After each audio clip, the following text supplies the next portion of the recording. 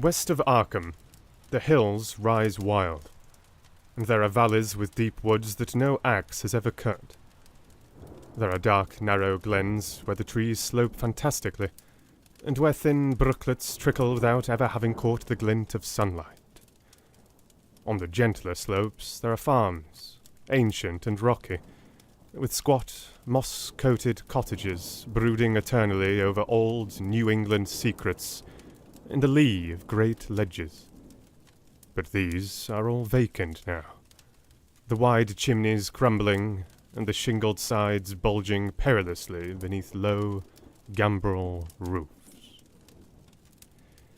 The old folk have gone away, and foreigners do not like to live there.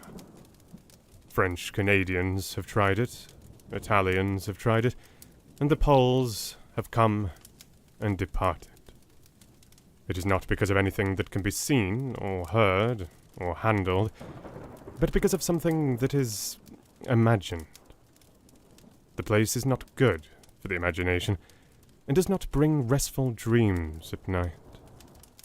It must be this which keeps the foreigners away, for old Army Pierce has never told them of anything he recalls from the strange days.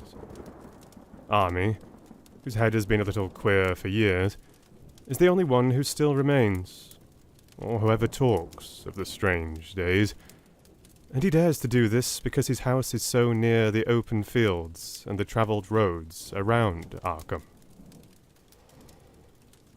There was once a road over the hills and through the valleys that ran straight where the blasted heath is now, but people ceased to use it, and a new road was laid, curving far toward the south. Traces of the old one can still be found amidst the weeds of a returning wilderness, and some of them will doubtless linger even when half the hollows are flooded for the new reservoir. Then the dark woods will be cut down, and the blasted heath will slumber far below blue waters, whose surface will mirror the sky and ripple in the sun.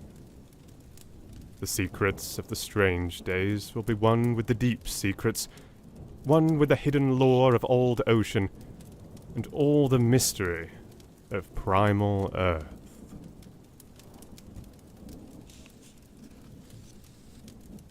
When I went into the hills and valleys to survey for the new reservoir, they told me the place was evil.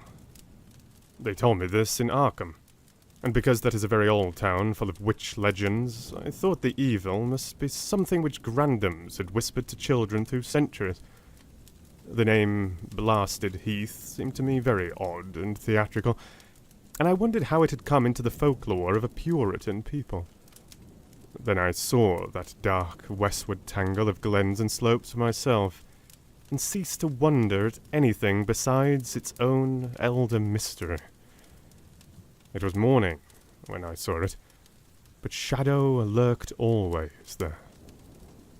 The trees grew too thickly, and their trunks were too big for any healthy New England wood.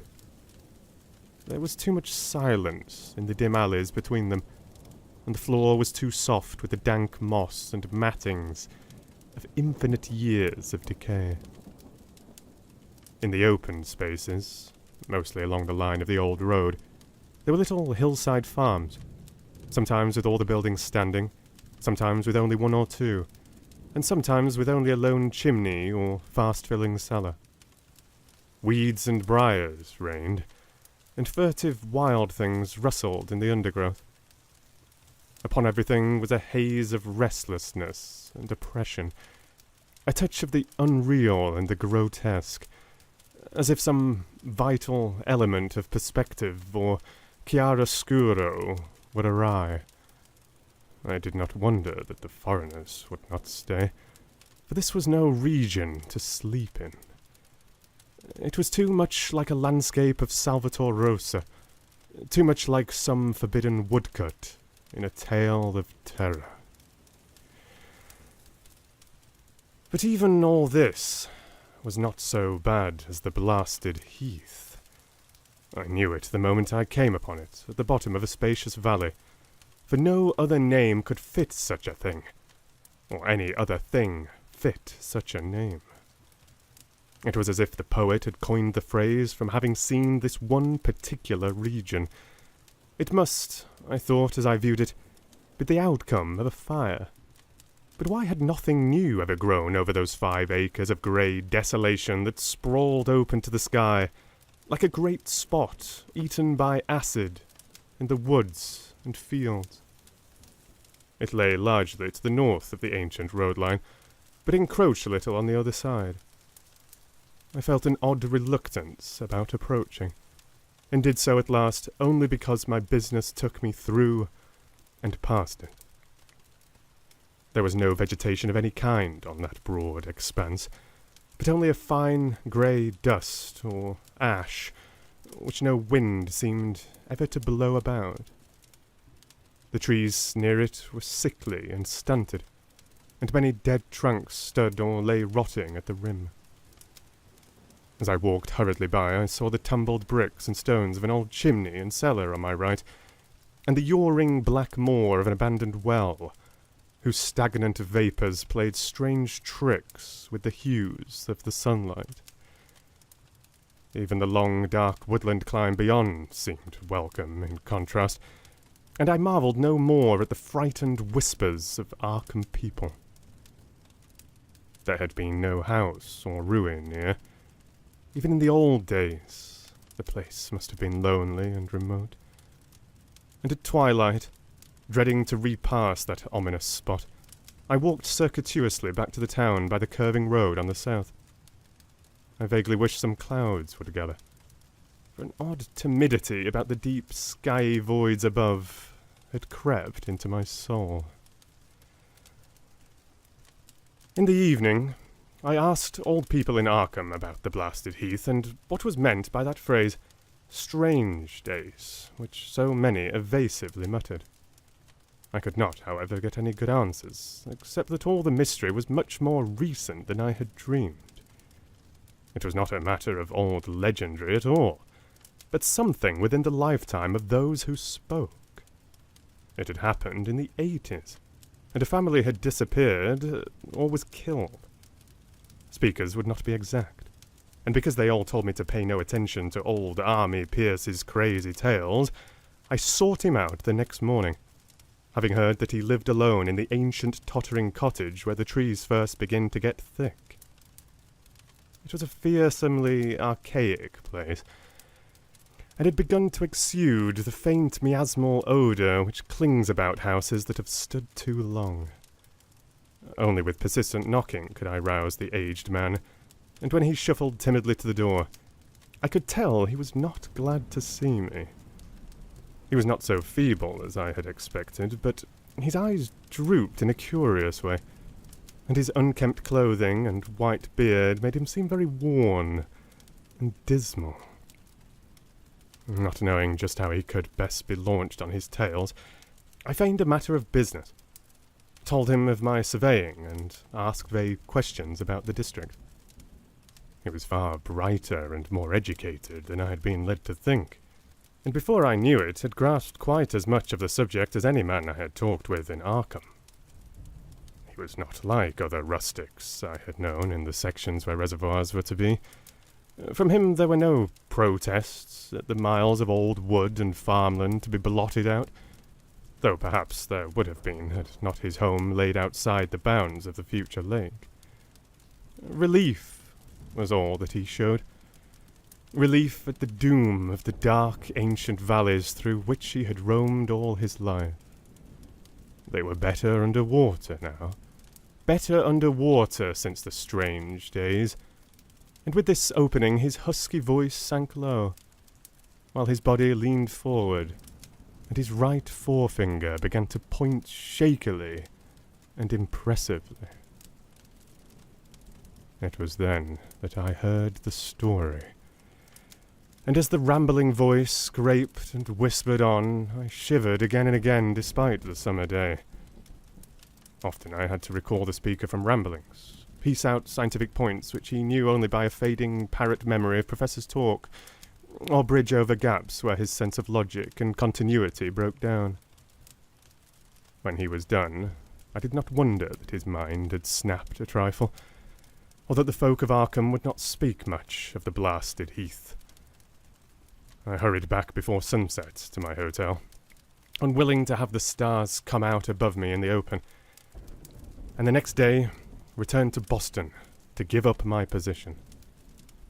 I could not go into that dim chaos of old forest and slope again, or face another time that grey blasted heath where the black well yawned deep beside the tumbled bricks and stones. The reservoir will soon be built now, and all those elder secrets will be safe forever under watery fathoms. But even then, I do not believe I would like to visit that country by night. At least, not when the sinister stars are out. And nothing could bribe me to drink the new city water of Arkham. It all began, old Army said, with the meteorite. Before that time there had been no wild legends at all since the witch trials, and even then these western woods were not feared half so much as the small island in the Miskatonic, where the devil held court beside a curious stone altar older than the Indians. These were not haunted woods, and their fantastic dusk was never terrible till the strange days. Then there had come that white noontide cloud, that string of explosions in the air, and that pillar of smoke from the valley far in the wood. And by night all Arkham had heard of the great rock that fell out of the sky and bedded itself in the ground beside the well at the Nahum Gardner place. That was the house which had stood where the blasted heath was to come. The trim white Nahum Gardner house amidst its fertile gardens and orchards. Nahum had come to town to tell people about the stone, and had dropped in at Army Pierce's on the way. Army was 40 then, and all the queer things were fixed very strongly in his mind.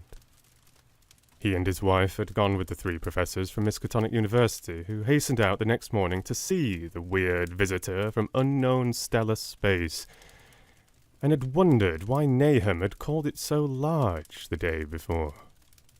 It had shrunk, Nahum said, as he pointed out the big brownish mound above the ripped earth and charred grass, near the archaic well sweep in his front yard.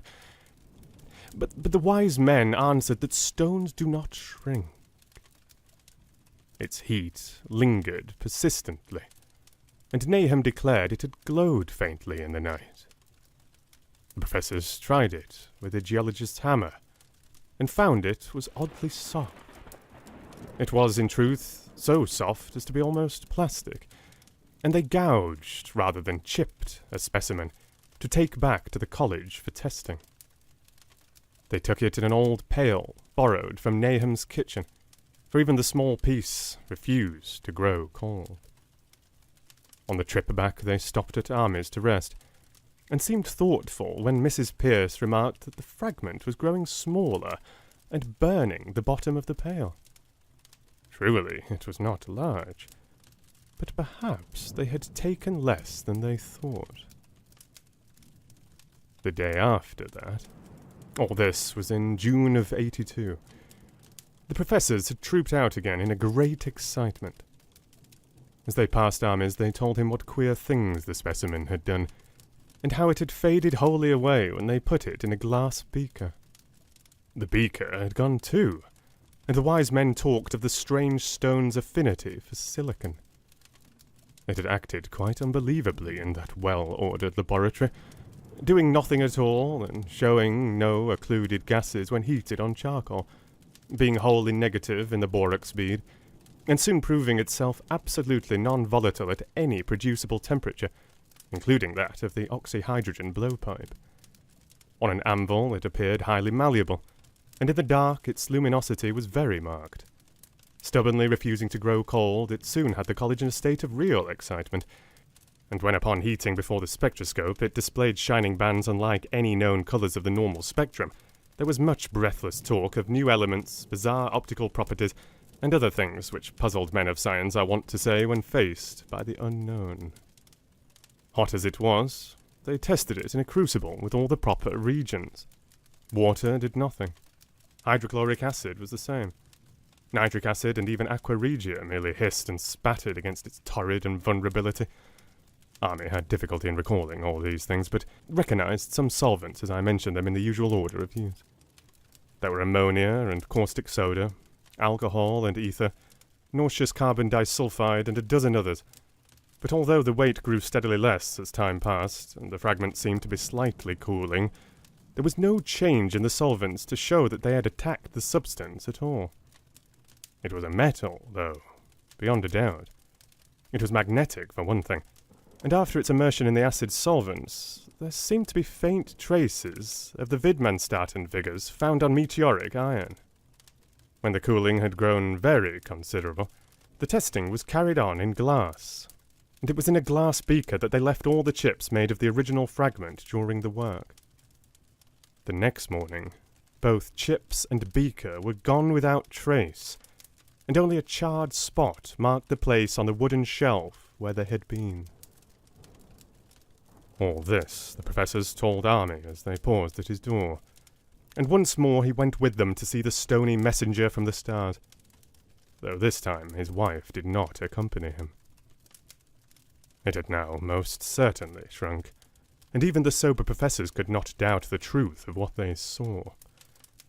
All around the dwindling brown lump near the well was a vacant space, except where the earth had caved in, and whereas it had been a good 7 feet across the day before, it was now scarcely 5. It was still hot, and the sages studied its surface curiously as they detached another and larger piece with hammer and chisel. They gouged deeply this time, and as they pried away the smaller mass, they saw that the core of the thing was not quite homogeneous. They had uncovered what seemed to be the side of a large coloured globule embedded in the substance.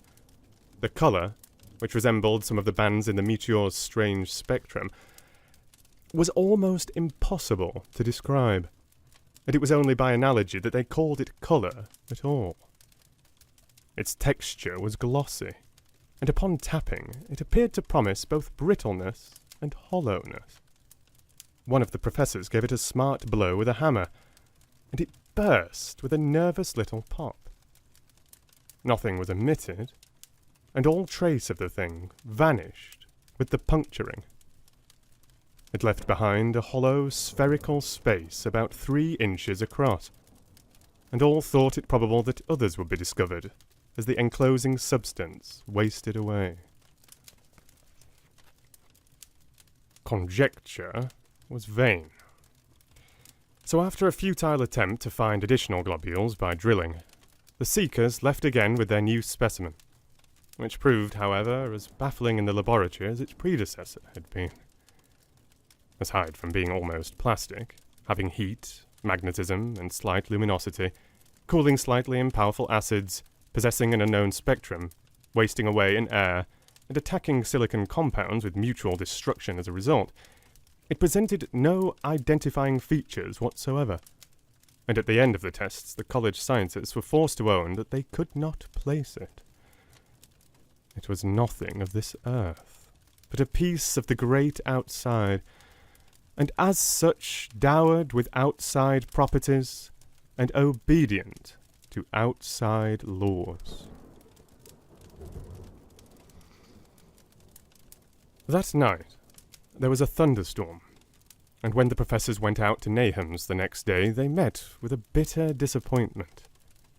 The stone, magnetic as it had been, must have had some peculiar electrical property, for it had drawn the lightning, as Nahum said, with a singular persistence.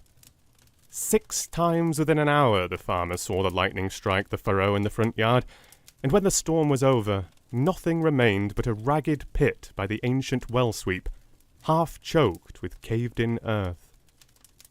Digging had borne no fruit, and the scientists verified the fact of the utter vanishment. The failure was total, so that nothing was left to do but go back to the laboratory and test again the disappearing fragment left carefully cased in lead. That fragment lasted a week, at the end of which nothing of value had been learned of it. When it had gone, no residue was left behind, and in time, the professors felt scarcely sure they had indeed seen with waking eyes that cryptic vestige of the fathomless gulfs outside, that lone, weird message from other universes and other realms of matter, force, and entity.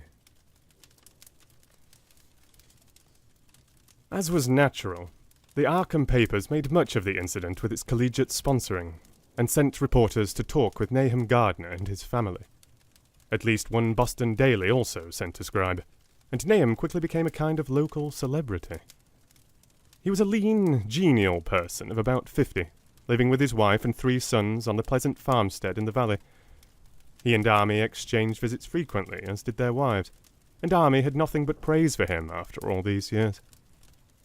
He seemed slightly proud of the notice his place had attracted, and talked often of the meteorite in the succeeding weeks. That July and August were hot, and Nahum worked hard at his haying in the 10-acre pasture across Chapin's Brook, his rattling wain wearing deep ruts in the shadowy lanes between. The labour tired him more than it had in other years, and he felt that age was beginning to tell on him. Then fell the time of fruit and harvest.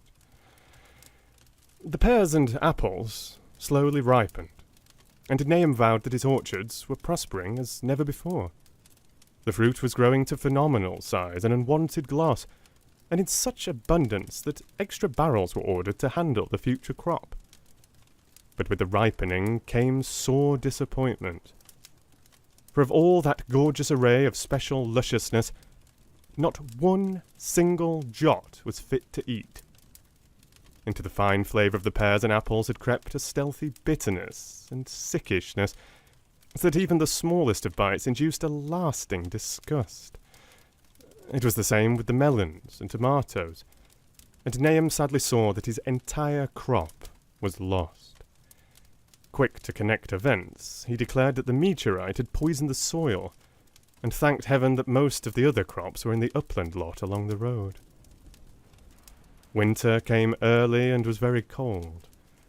Army saw Nahum less often than usual, and observed that he had begun to look worried. The rest of his family, too, seemed to have grown taciturn, and were far from steady in their church-going or their attendance at the various social events of the countryside. For this reserve or melancholy no cause could be found, though all the household confessed now and then to poorer health and a feeling of vague disquiet. Nahum himself gave the most definite statement of anyone when he said he was disturbed about certain footprints in the snow. They were the usual winter prints of red squirrels, white rabbits, and foxes, but the brooding farmer professed to see something not quite right about their nature and arrangement. He was never specific, but appeared to think that they were not as characteristic of the anatomy and habit of squirrels and rabbits and foxes as they ought to be. Army listened without interest to this talk until one night when he drove past Nahum's house in his sleigh on the way back from Clark's Corners. There had been a moon, and a rabbit had run across the road, and the leaps of the rabbit were longer than either Army or his horse liked. The latter, indeed, had almost run away when brought up by a firm rein. Thereafter, Army gave Nahum's tales more respect, and wondered why the Gardner dog seemed so cowed and quivering every morning. They had, it developed, nearly lost the spirit to bark. In February, the McGregor boys from Meadow Hill were out shooting woodchucks, and not far from the Gardner place bagged a very peculiar specimen. The proportions of its body seemed slightly altered in a queer way impossible to describe, while its face had taken on an expression which no one ever saw in a woodchuck before. The boys were genuinely frightened. and threw the thing away at once, so that only their grotesque tales of it ever reached the people of the countryside. But the shying of the horses near Nahum's house had now become an acknowledged thing, and all the basis for a cycle of whispered legend was fast taking form. People vowed that the snow melted faster around Nahum's than it did anywhere else, and early in March there was an awed discussion in Potter's General Store in Clark's Corners. Stephen Rice had driven past Gardener's in the morning, and had noticed the skunk cabbages coming up through the mud by the woods across the road. Never were things of such size seen before, and they held strange colours that could not be put into any words. Their shapes were monstrous, and the horse had snorted at an odour which struck Stephen as wholly unprecedented. That afternoon several persons drove past to see the abnormal growth, and all agreed that plants of that kind ought never to sprout in a healthy world. The bad fruit of the fall before was freely mentioned, and it went from mouth to mouth that there was poison in Nahum's ground. Of course, it was the meteorite. And remembering how strange the men from the college had found that stone to be, several farmers spoke about the matter to them. One day they paid Nahum a visit, but having no love of wild tales and folklore, were very conservative in what they inferred.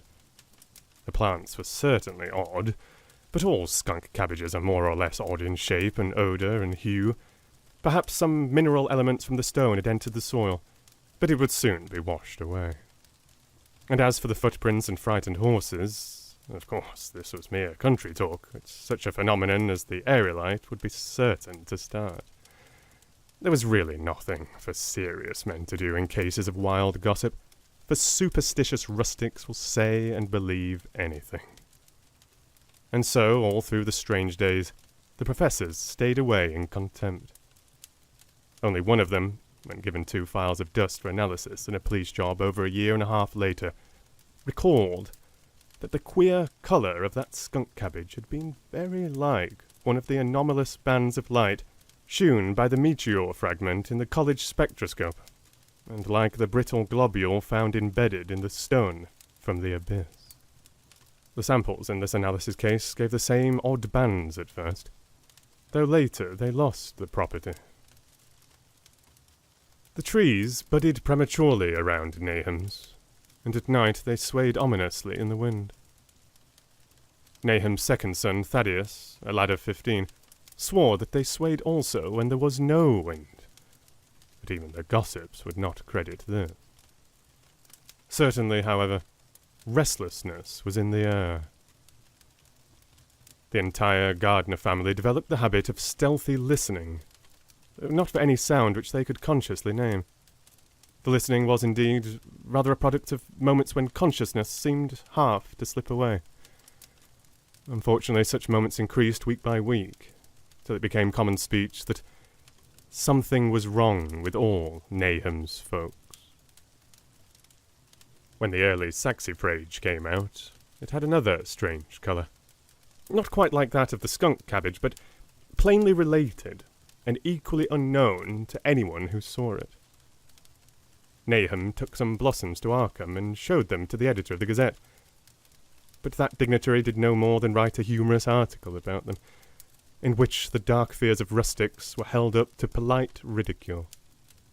It was a mistake of Nahum's to tell a stolid city man about the way the great, overgrown morning cloak butterflies behaved in connection with these saxifrages. April brought a kind of madness to the country folk, and began that disuse of the road past Nahum's which led to its ultimate abandonment. It was the vegetation. All the orchard trees blossomed forth in strange colours, and through the stony soil of the yard and adjacent pasturage there sprang up a bizarre growth which only a botanist could connect with the proper flora of the region. No sane, wholesome colours were anywhere to be seen, except in the green grass and leafage. But everywhere those hectic and prismatic variants of some diseased, underlying primary tone without a place among the known tints of earth. The Dutchman's breeches became a thing of sinister menace, and the bloodroots grew insolent in their chromatic perversion. Army and the gardeners thought that most of the colours had a sort of haunting familiarity, and decided that they reminded one of the brittle globule in the meteor. Nahum ploughed and sowed the 10-acre pasture and the upland lot, but did nothing with the land around the house. He knew it would be of no use, and hoped that the summer's strange growths would draw all the poison from the soil. He was prepared for almost anything now, and had grown used to the sense of something near him, waiting to be heard. The shunning of his house by neighbours told on him, of course, but it told on his wife more. The boys were better off, being at school each day, but they could not help being frightened by the gossip. Thaddeus, an especially sensitive youth, suffered the most. In May, the insects came, and Nahum's place became a nightmare of buzzing and crawling. Most of the creatures seemed not quite usual in their aspects and motions, and their nocturnal habits contradicted all former experience. The gardeners took to watching at night, watching in all directions at random for something. They could not tell what. It was then that they all owned that Thaddeus had been right about the trees. Mrs. Gardner was the next to see it from the window as she watched the swollen boughs of a maple against a moonlit sky. The boughs surely moved, and there was no wind. It must be the sap. Strangeness had come into everything growing now. Yet it was none of Nahum's family at all who made the next discovery. Familiarity had dulled them, and what they could not see was glimpsed by a timid woodmill salesman from Bolton, who drove by one night in ignorance of the country legends. What he told in Arkham was given a short paragraph in the Gazette, and it was there that all the farmers, Nahum included, saw it first. The night had been dark, and the buggy lamps faint, but around a farm in the valley, which everyone knew from the account must be Nahum's, the darkness had been less thick. A dim, though distinct, luminosity seemed to inhere in all the vegetation, grass, leaves, and blossoms alike, while at one moment a detached piece of the phosphorescence appeared to stir furtively in the yard near the barn. The grass had so far seemed untouched, and the cows were freely pastured in the lot near the house. But toward the end of May, the milk began to be bad. Then Nahum had the cows driven to the uplands, after which the trouble ceased. Not long after this, the change in grass and leaves became apparent to the eye. All the verdure was going grey, and was developing a highly singular quality of brittleness. Army was now the only person who ever visited the place, and his visits were becoming fewer and fewer. When school closed, the gardeners were virtually cut off from the world, and sometimes let Army do their errands in town. They were failing curiously, both physically and mentally, and no one was surprised when the news of Mrs. Gardner's madness stole around. It happened in June, about the anniversary of the meteor's fall, and the poor woman screamed about things in the air which she could not describe. In her raving, there was not a single specific noun, but only verbs and pronouns. Things moved and changed and fluttered, and ears tingled to impulses which were not wholly sounds. Something was taken away. She was being drained of something. Something was fastening itself on her that ought not to be. Someone must make it keep off. Nothing was ever still in the night. The walls and windows shifted. Nahum did not send her to the county asylum, but let her wander about the house as long as she was harmless to herself and others. Even when her expression changed, he did nothing. But when the boys grew afraid of her, and Thaddeus nearly fainted at the way she made faces at him, he decided to keep her locked up in the attic. By July, she had ceased to speak, and crawled on all fours. And before that month was over, Nahum got the mad notion that she was slightly luminous in the dark, as he now clearly saw was the case with the nearby vegetation. It was a little before this that the horses had stampeded. Something had aroused them in the night, and their neighing and kicking in the stalls had been terrible. There seemed virtually nothing to do to calm them, and when Nahum opened the stable door, they all bolted out like frightened woodland deer. It took a week to track all four, and when they were found, they were seen to be quite useless and unmanageable. Something had snapped in their brains, and each one had to be shot for its own good. Nahum borrowed a horse from Army for his haying, but found it would not approach the barn. It shied, balked, and whinnied, and in the end he could do nothing but drive it into the yard, while the men used their own strength to get the heavy wagon near enough the hayloft for convenient pitching. And all the while, the vegetation was turning grey and brittle. Even the flowers, whose hues had been so strange, were greying now, and the fruit was coming out grey and dwarfed and tasteless. The asters and the goldenrod bloomed grey and distorted, and the roses and zinnias and hollyhocks in the front yard were such blasphemous-looking things that Nahum's oldest boy, Zenas, cut them down. The strangely puffed insects died about that time. Even the bees had left their hives and taken to the woods. By September, all the vegetation was fast crumbling to a greyish powder, and Nahum feared that the trees would die before the poison was out of the soil.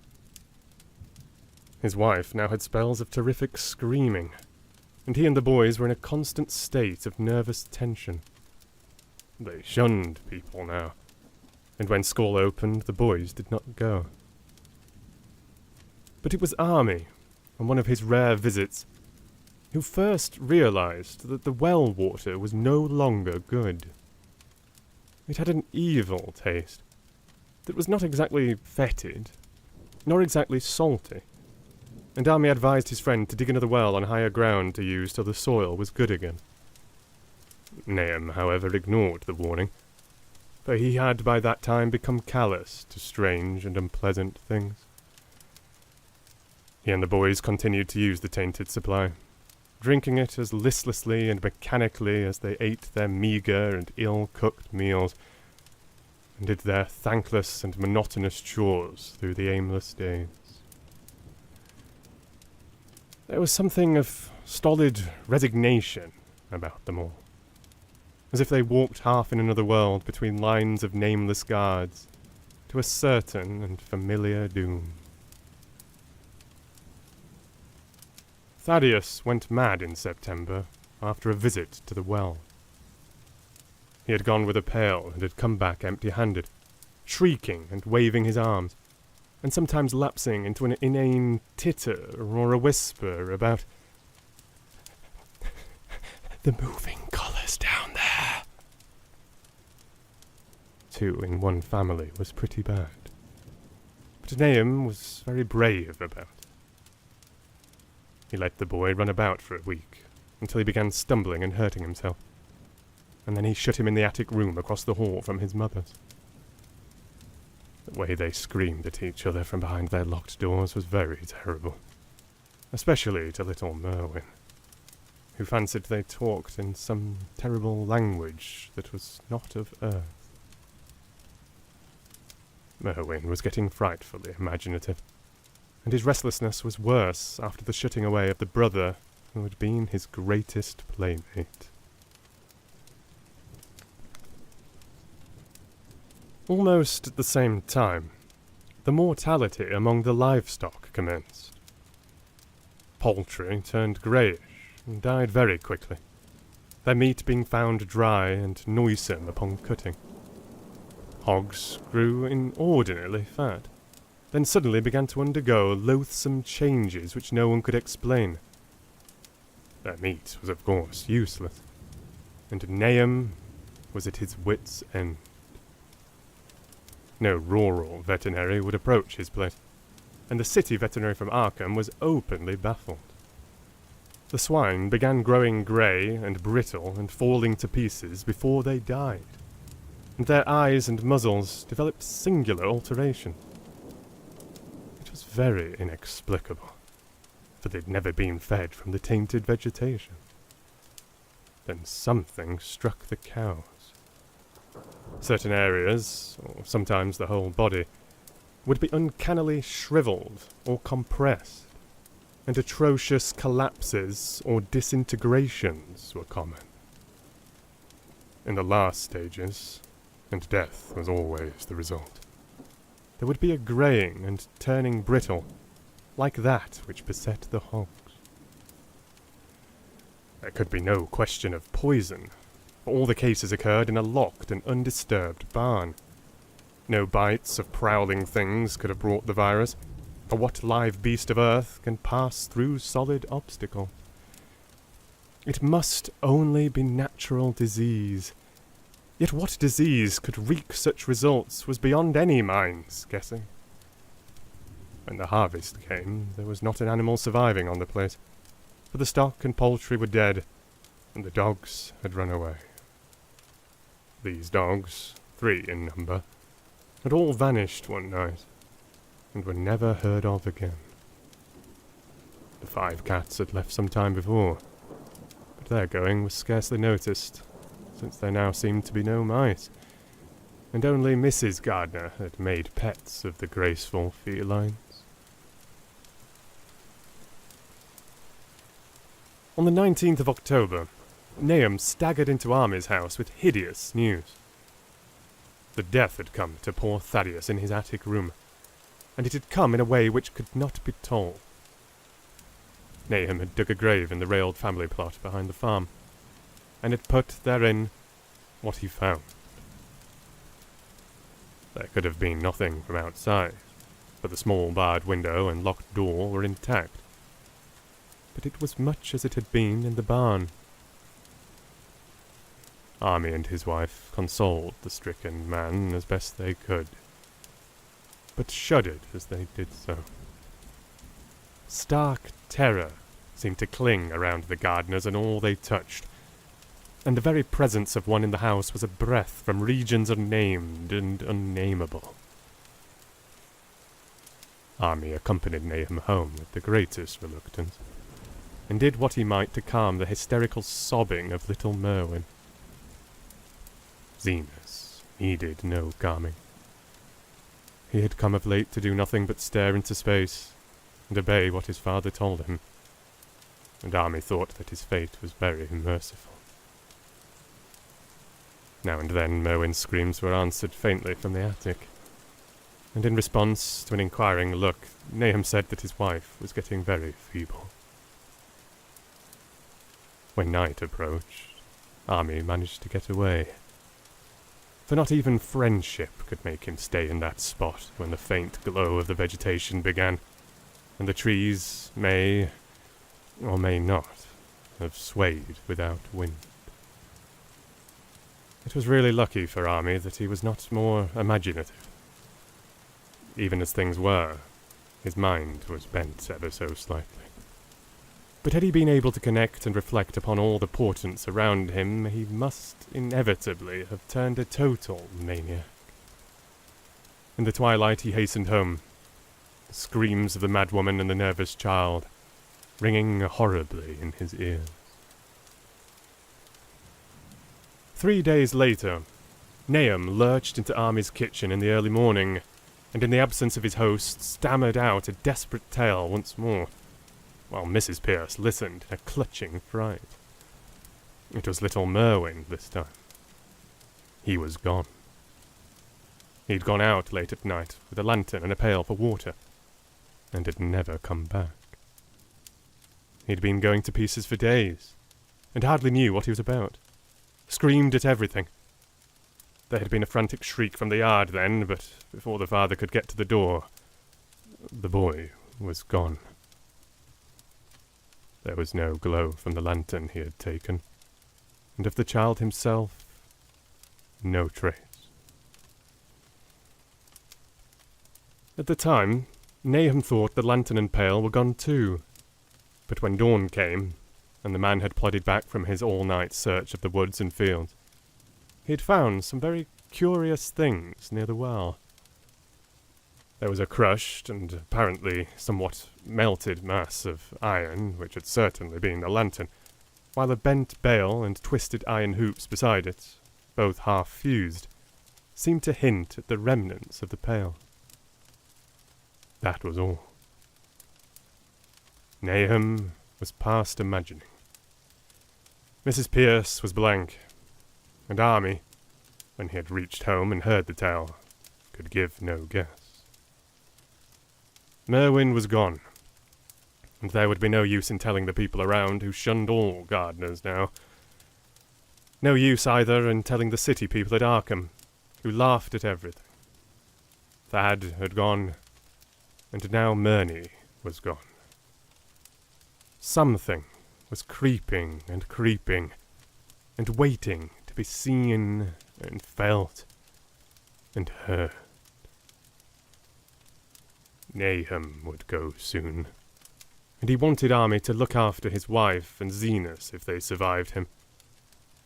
It must all be a judgment of some sort, though he could not fancy what for, since he had always walked uprightly in the Lord's ways, so far as he knew. For over 2 weeks, Army saw nothing of Nahum, and then, worried about what might have happened, he overcame his fears and paid the gardener place a visit. There was no smoke from the great chimney, and for a moment the visitor was apprehensive of the worst. The aspect of the whole farm was shocking. Greyish, withered grass and leaves on the ground, vines falling in brittle wreckage from archaic walls and gables, and great bare trees clawing up at the grey November sky with the studied malevolence which Army could not but feel had come from some subtle change in the tilt of the branches. But Nahum was alive, after all. He was weak, and lying on a couch in the low-ceiled kitchen, but perfectly conscious, and able to give simple orders to Zenas. The room was deadly cold, and as Army visibly shivered, the host shouted huskily to Zenas for more wood. Wood, indeed, was sorely needed, since the cavernous fireplace was unlit and empty, with a cloud of soot blowing about in the chill wind that came down the chimney. Presently, Nahum asked him if the extra wood had made him any more comfortable. And then Army saw what had happened. The stoutest cord had broken at last, and the hapless farmer's mind was proof against more sorrow. Questioning tactfully, Army could get no clear data at all about the missing Zenas. "In the well. He lives in the well," was all that the clouded father would say. And there flashed across the visitor's mind a sudden thought of the mad wife, and he changed his line of inquiry. "Nabby? Why, here she!" was the surprised response of poor Nahum, and Army soon saw that he must search for himself. Leaving the harmless babbler on the couch, he took the keys from their nail beside the door, and climbed the creaking stairs to the attic. It was very close and noisome up there, and no sound could be heard from any direction. Of the 4 doors in sight, only one was locked, and on this he tried various keys on the ring he had taken. The 3rd key proved the right one, and after some fumbling, Army threw open the low white door. It was quite dark inside, for the window was small and half obscured by the crude wooden bars, and Army could see nothing at all on the wide planked floor. The stench was beyond enduring, and before proceeding further he had to retreat to another room, and return with his lungs filled with breathable air. When he did enter, he saw something dark in the corner, and upon seeing it more clearly, he screamed outright. While he screamed, he thought a momentary cloud eclipsed the window, and a second later he felt himself brushed as if by some hateful current of vapour. Strange colours danced before his eyes, and had not a present horror numbed him, he would have thought of the globule in the meteor that the geologist's hammer had shattered, and of the morbid vegetation that had sprouted in the spring. As it was, he thought only of the blasphemous monstrosity which confronted him, and which all too clearly had shared the nameless fate of young Thaddeus and the livestock. But the terrible thing about this horror was that it very slowly and perceptibly moved as it continued to crumble. Army would give me no added particulars to this scene, but the shape in the corner does not reappear in his tale as a moving object. There are things which cannot be mentioned, and what is done in common humanity is sometimes cruelly judged by the law. I gathered that no moving thing was left in that attic room, and that to leave anything capable of motion there would have been a deed so monstrous as to damn any accountable being to eternal torment. Anyone but a stolid farmer would have fainted or gone mad, but Army walked conscious through that low doorway and locked the accursed secret behind him. There would be Nahum to deal with now. He must be fed and tended, and removed to some place where he could be cared for. Commencing his descent of the dark stairs, Army heard a thud below him. He even thought a scream had been suddenly choked off, and recalled nervously the clammy vapour which had brushed by him in that frightful room above. What presence had his cry and entry started up? Halted by some vague fear, he heard still further sounds below. Indubitably there was a sort of heavy dragging, and a most detestably sticky noise of some fiendish and unclean species of suction.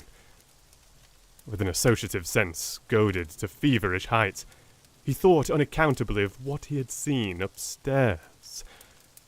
Good God! What eldritch dream world was this into which he had blundered?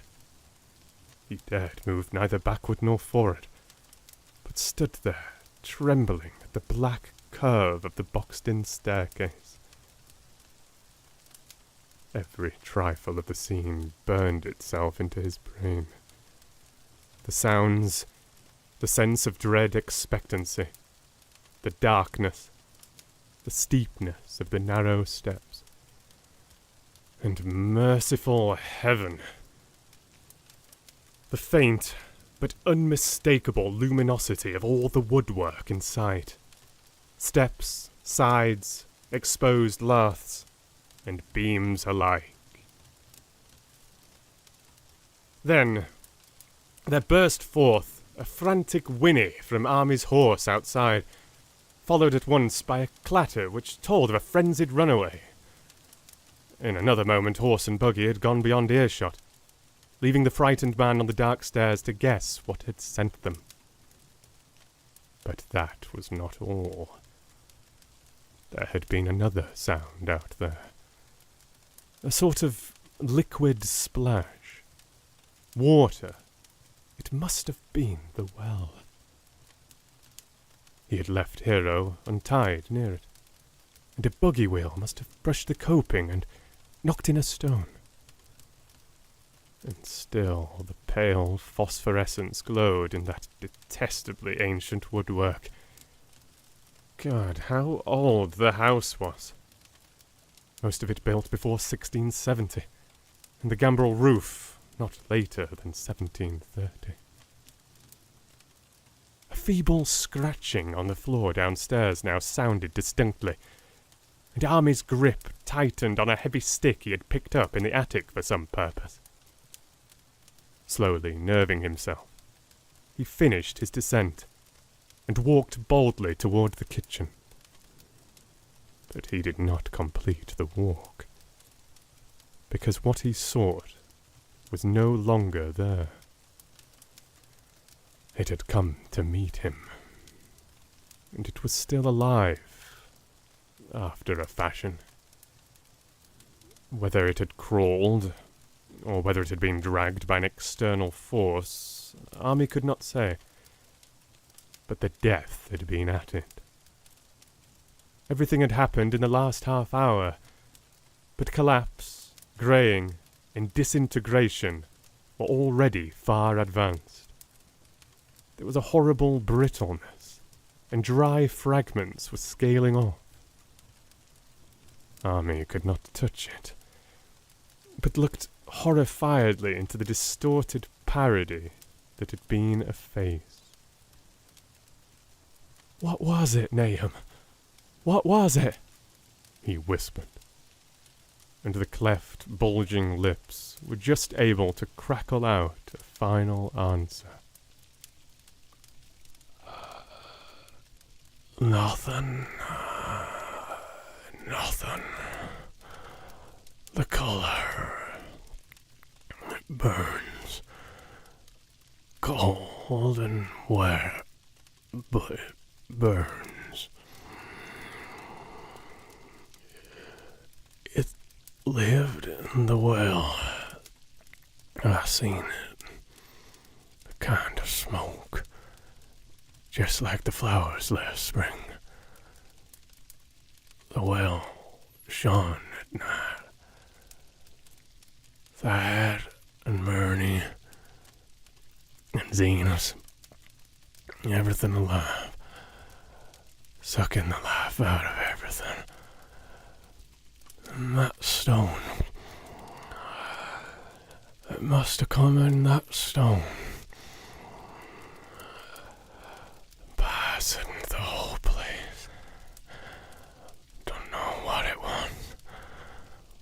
The round thing them men from the college dug out in the stone. They smashed it. It was that same color, just the same, like the flowers and plants. Must have been more of them. Seeds. Seeds. They growed. I seen it the first time this week. Must have got strong on Zenas. He was a big boy full of life. It beats down your mind and then gets ye, burns ye up. In the well water. He was right about that. Evil water. Zenas never come back from the well. Can't get away. Draws you. You know, summit's coming, but it ain't no use. I've seen it time and again since Zenas was dug. Where's Snappy, Army?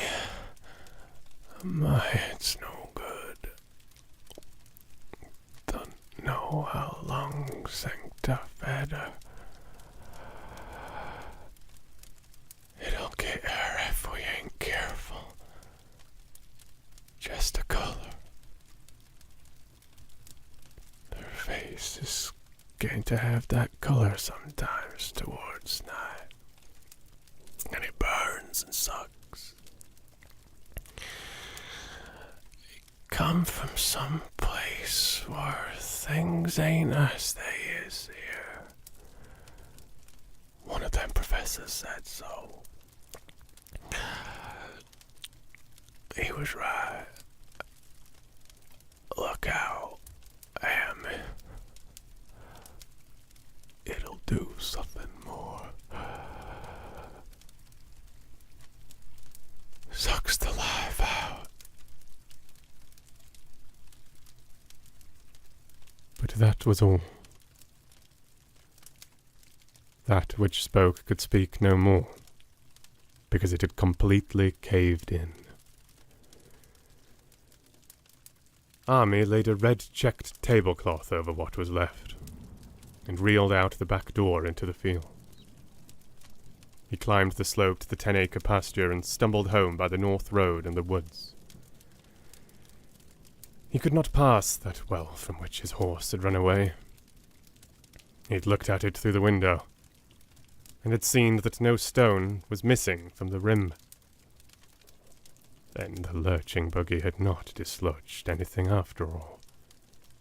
The splash had been something else.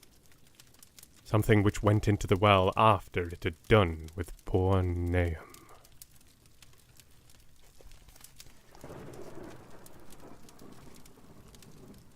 When Army reached his house, the horse and buggy had arrived before him, and thrown his wife into fits of anxiety. Reassuring her without explanations, he set out at once for Arkham, and notified the authorities that the Gardner family was no more. He indulged in no details, but merely told of the deaths of Nahum and Nabby, that of Thaddeus already being known, and mentioned that the cause seemed to be the same strange ailment which had killed the livestock. He also stated that Merwin and Zenas had disappeared. There was considerable questioning at the police station, and in the end, Army was compelled to take 3 officers to the Gardner farm, together with the coroner, the medical examiner, and the veterinary who had treated the diseased animals. He went much against his will, for the afternoon was advancing, and he feared the fall of night over that accursed place. But it was some comfort to have so many people with him. The 6 men drove out in a Democrat wagon, following Army's buggy, and arrived at the pest-ridden farmhouse about 4 o'clock. Used as the officers were to gruesome experience, not one remained unmoved at what was found in the attic and under the red-checked tablecloth on the floor below. The whole aspect of the farm with its grey desolation was terrible enough, but those 2 crumbling objects were beyond all bounds. No one could look long at them, and even the medical examiner admitted that there was very little to examine. Specimens could be analysed, of course, so he busied himself in obtaining them. And here it develops that a very puzzling aftermath occurred at the college laboratory, where the 2 files of dust were finally taken. Under the spectroscope, both samples gave off an unknown spectrum, in which many of the baffling bands were precisely like those which the strange meteor had yielded in the previous year. The property of emitting this spectrum vanished in a month, the dust thereafter consisting mainly of alkaline phosphates and carbonates. Army would not have told the men about the well, if he had thought they meant to do anything then and there. It was getting toward sunset, and he was anxious to be away. But he could not help glancing nervously at the stony curb by the great sweep. And when a detective questioned him, he admitted that Nahum had feared something down there, so much so that he had never even thought of searching it for Merwin or Zenas. After that, nothing would do but that they empty and explore the well immediately. So Army had to wait trembling while pail after pail of rank water was hauled up and splashed on the soaking ground outside. The men sniffed in disgust at the fluid, and toward the last held their noses against the photo they were uncovering. It was not so long a job as they had feared it would be, since the water was phenomenally low. There is no need to speak too exactly of what they found. Merwin and Zenas were both there, in part, though the vestiges were mainly skeletal. There were also a small deer and a large dog in about the same state, and a number of bones of smaller animals. The ooze and slime at the bottom seemed inexplicably porous and bubbling, and a man who descended on handholds with a long pole found that he could sink the wooden shaft to any depth in the mud of the floor without meeting any solid obstruction.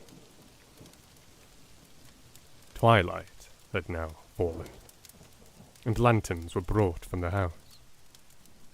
Then, when it was seen that nothing further could be gained from the well, everyone went indoors and conferred in the ancient sitting room, while the intermittent light of a spectral half-moon played wanly on the grey desolation outside. The men were frankly nonplussed by the entire case, and could find no convincing common element to link the strange vegetable conditions, the unknown disease of livestock and humans, and the unaccountable deaths of Merwin and Zenas in the tainted well. They had heard the common country talk, it is true, but could not believe that anything contrary to natural law had occurred. No doubt the meteor had poisoned the soil, but illness of persons and animals who had eaten nothing grown in that soil was another matter. Was it the well water? Very possibly. It might be a good idea to analyze it.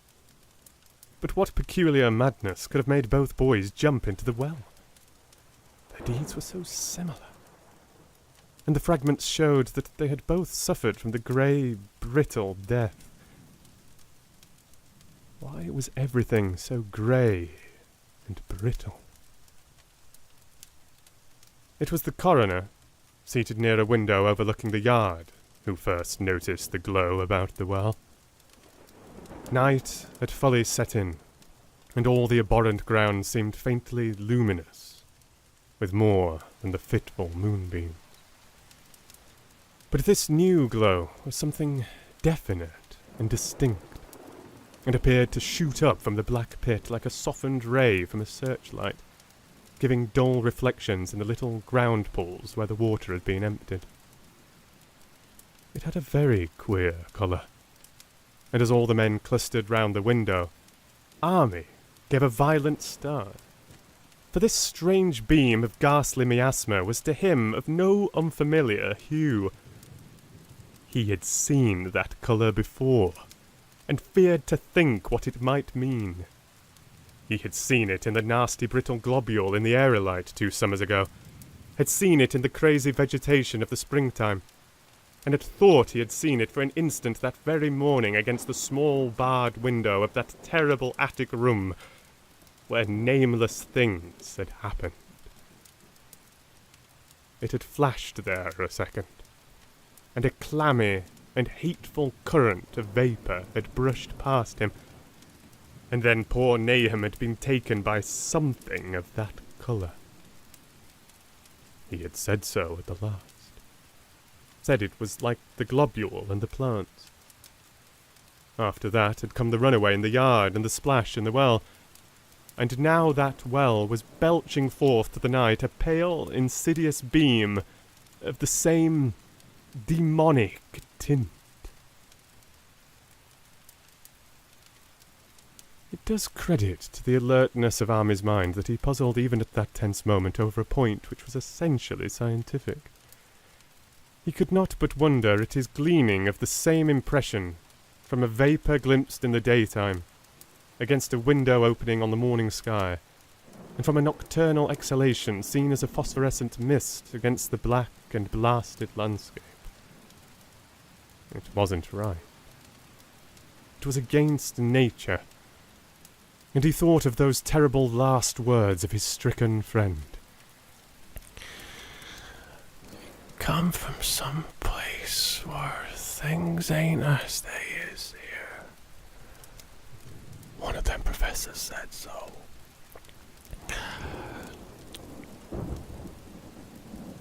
All 3 horses outside, tied to a pair of shriveled saplings by the road, were now neighing and pawing frantically.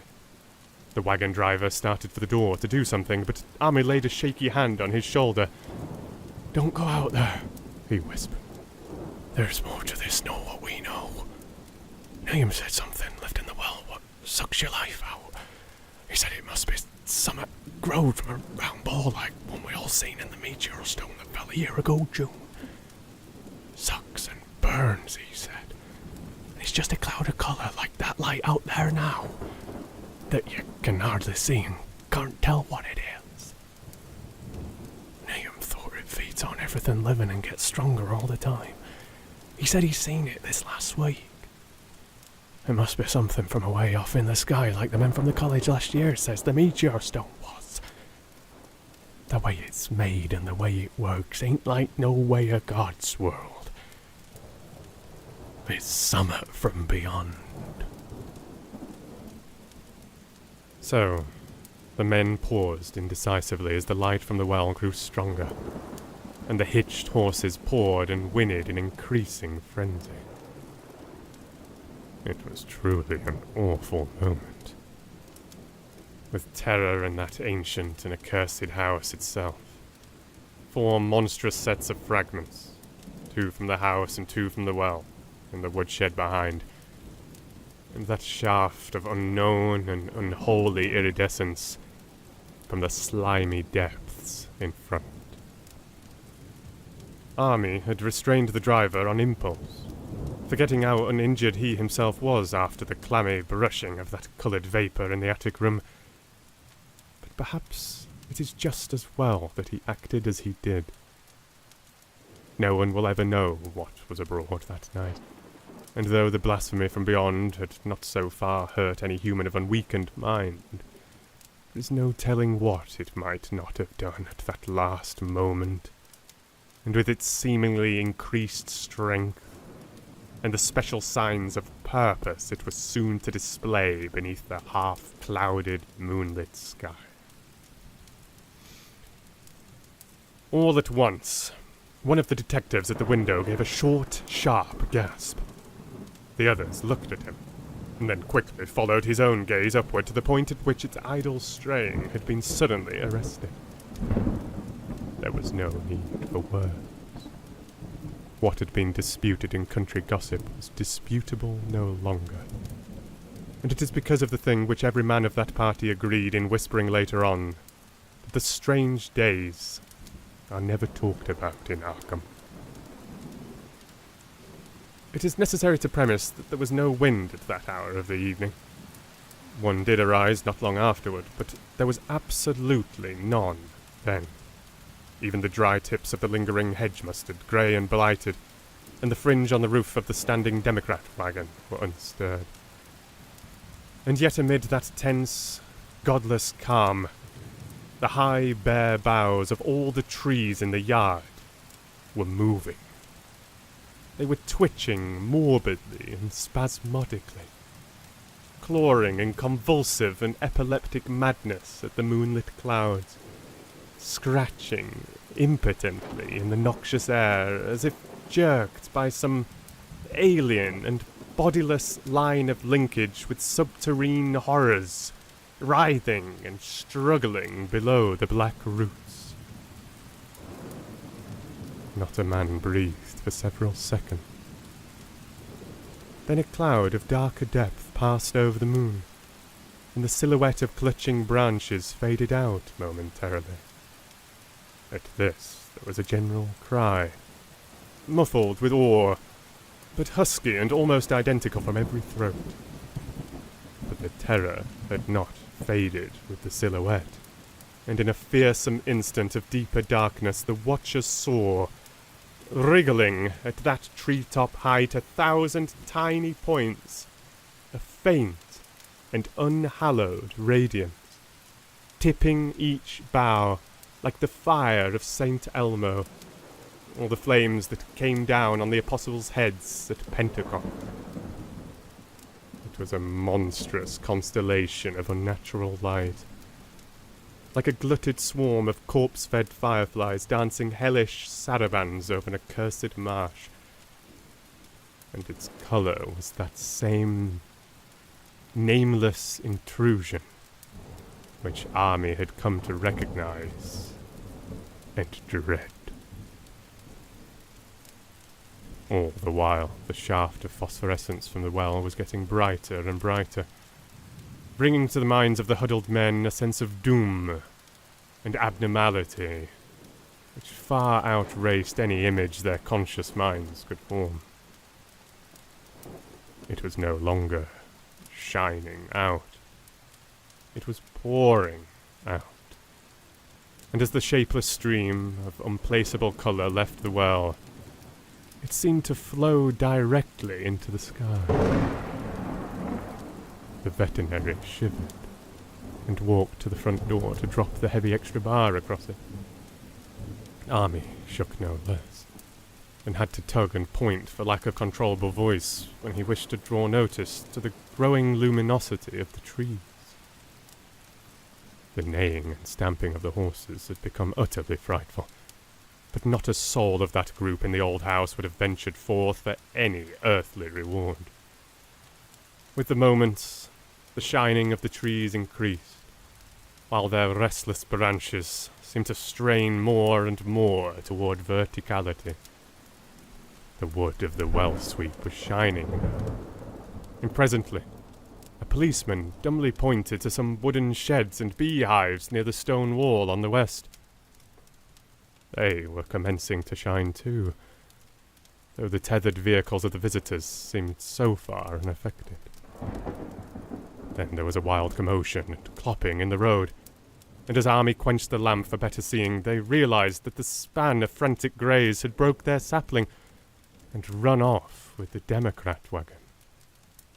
The shock served to loosen several tongues, and embarrassed whispers were exchanged. "It spreads on everything organic that's been around here," muttered the medical examiner. No one replied, but the man who had been in the well gave a hint that his long pole must have stirred up something intangible. "It was awful," he added. "There was no bottom at all, just ooze and bubbles and the feeling of something lurking under there." Army's horse still pawed and screamed deafeningly in the road outside, and nearly drowned its owner's faint quaver as he mumbled his formless reflections.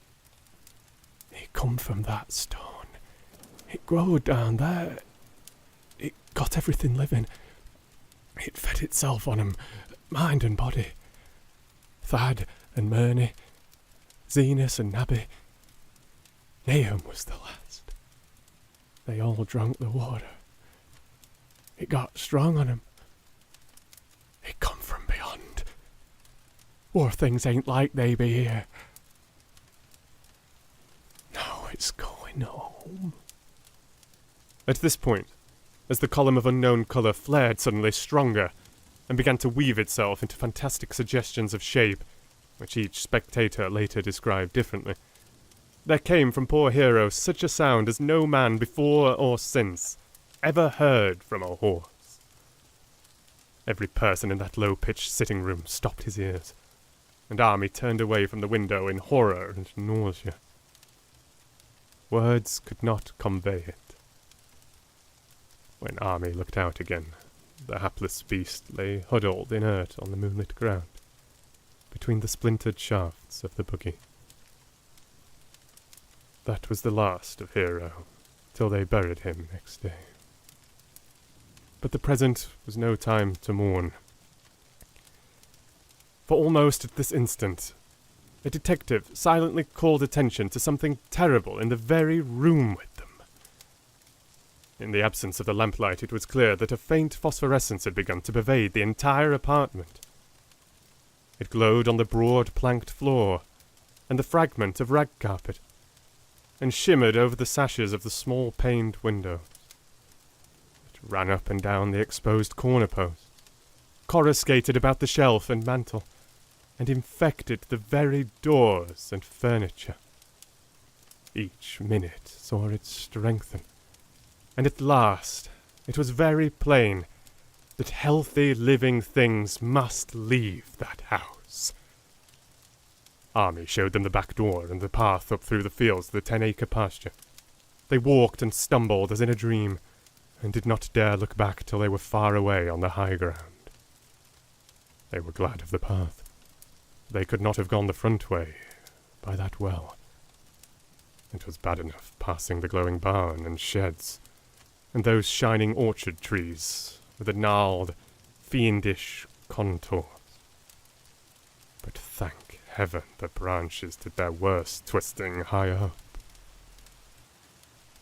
The moon went under some very black clouds as they crossed the rustic bridge over Chapham's Brook, and it was blind groping from there to the open meadow. When they looked back toward the valley and the distant Gardner place at the bottom, they saw a fearsome sight. All the farm was shining with the hideous unknown blend of colour. Trees, buildings, and even such grass and herbage as had not been wholly changed to lethal grey brittleness.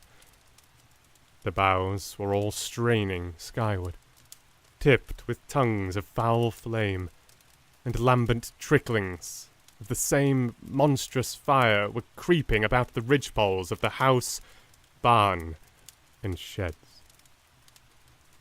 It was a scene from a vision of Fuseli, and over all the rest reigned that riot of luminous amorphousness, that alien and undimensioned rainbow of cryptic poison from the well, seething, feeling, lapping, reaching, scintillating, straining, and malignly bubbling in its cosmic and unrecognizable chromatism. Then, without warning, the hideous thing shot vertically up toward the sky like a rocket or meteor, leaving behind no trail, and disappearing through a round and curiously regular hole in the clouds before any man could gasp or cry out. No watcher can ever forget that sight, and Army stared blankly at the stars of Cygnus, Deneb twinkling above the others, where the unknown colour had melted into the Milky Way. But his gaze was the next moment called swiftly to earth by the crackling in the valley. It was just that. Only a wooden ripping and crackling, not an explosion, as so many others of the party vowed. Yet the outcome was the same, for in one feverish, kaleidoscopic instant, there burst up from that doomed and accursed farm a gleamingly eruptive cataclysm of unnatural sparks and substance, blurring the glance of the few who saw it, and sending forth to the zenith a bombarding cloudburst of such coloured and fantastic fragments as our universe must needs disown. Through quickly reclosing vapours, they followed the great morbidity that had vanished. And in another second, they had vanished too. Behind and below was only a darkness, to which the men dared not return. And all about was a mounting wind which seemed to sweep down in black, frore gusts from interstellar space. It shrieked and howled, and lashed the fields and distorted woods in a mad cosmic frenzy, till soon the trembling party realized it would be no use waiting for the moon to show what was left down there at Nahum's. Too awed even to hint theories, the 7 shaking men trudged back toward Arkham by the north road. Army was worse than his fellows, and begged them to see him inside his own kitchen, instead of keeping straight on to town. He did not wish to cross the nighted, wind-whipped woods alone to his home on the main road. For he had had an added shock that the others were spared. and was crushed forever with a brooding fear he dared not even mention for many years to come. As the rest of the watchers on that tempestuous hill had stolidly set their faces toward the road, Army had looked back an instant at the shadowed valley of desolation so lately sheltering his ill-starred friend. And from that stricken, far-away spot, he had seen something feebly rise, only to sink down again upon the place from which the great, shapeless horror had shot into the sky. It was just a colour, but not any colour of our earth or heavens. And because Army recognized that colour, and knew that this last faint remnant must still lurk down there in the well, he has never been quite right since.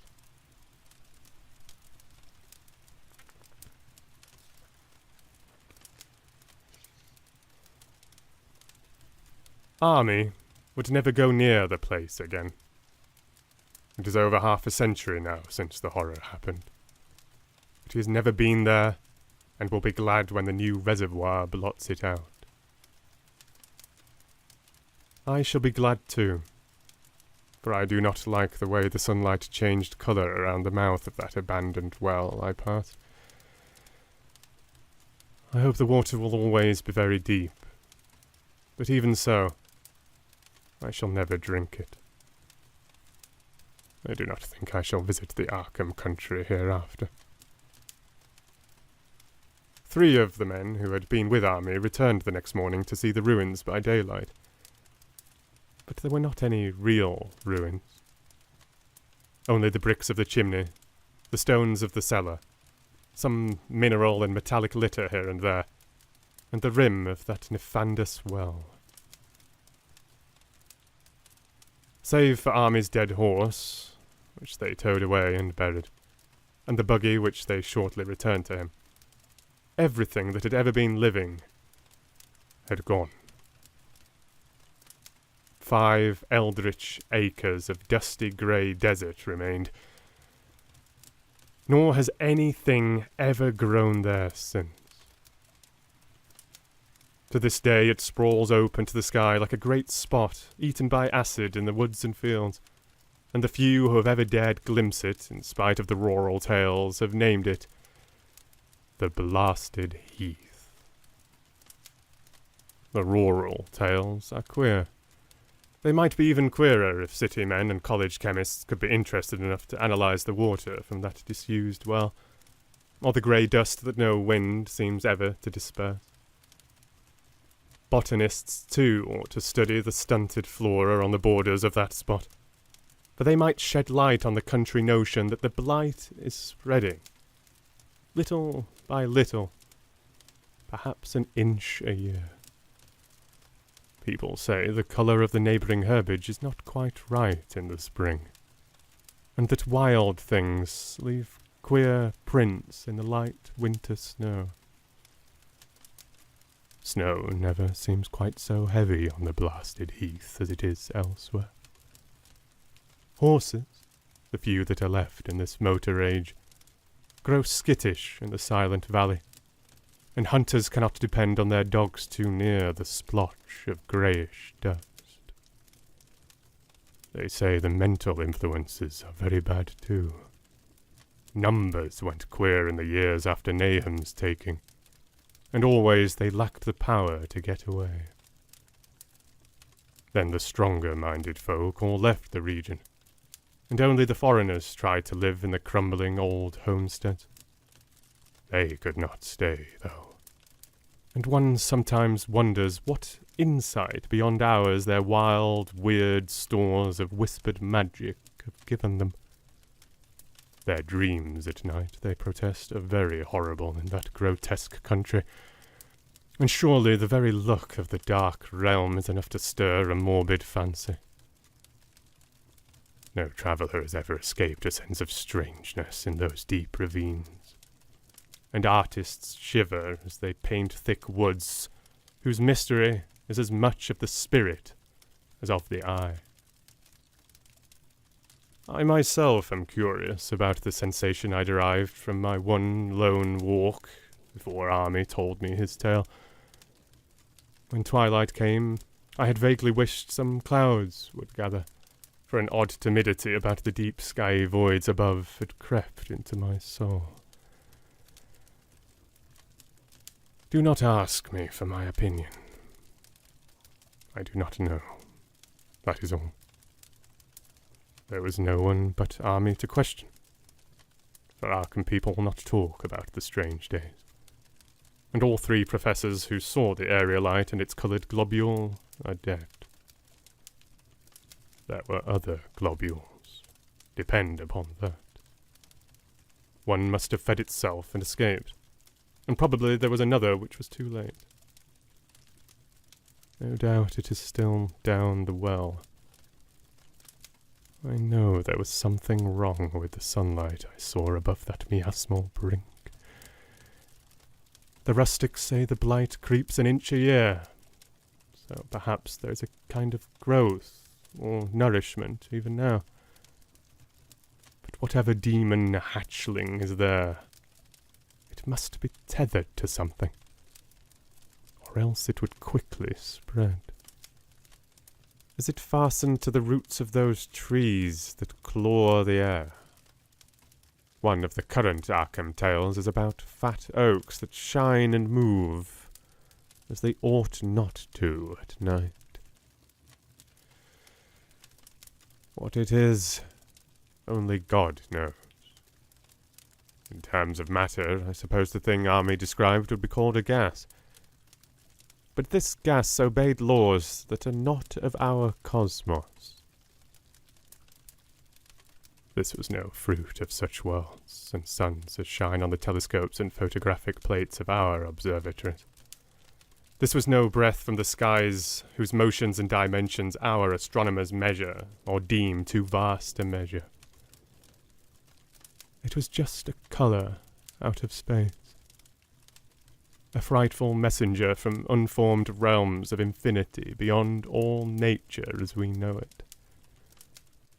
From realms whose mere existence stuns the brain and numbs us with the black extra-cosmic gulfs it throws open before our frenzied eyes. I doubt very much if Army consciously lied to me. And I do not think his tale was all a freak of madness, as the townfolk had forewarned. Something terrible came to the hills and valleys on that meteor, and something terrible, though I know not in what proportion, still remains. I shall be glad to see the water come. Meanwhile, I hope nothing will happen to Army. He saw so much of the thing, and its influence was so insidious. Why has he never been able to move away? How clearly he recalled those dying words of Nahum's. Can't get away. Draws ye. You know summat's coming, but 'tain't no use.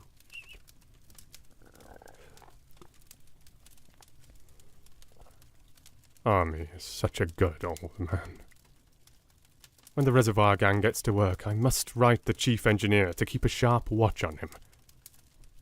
I would hate to think of him as the grey, twisted, brittle monstrosity which persists more and more in troubling my sleep.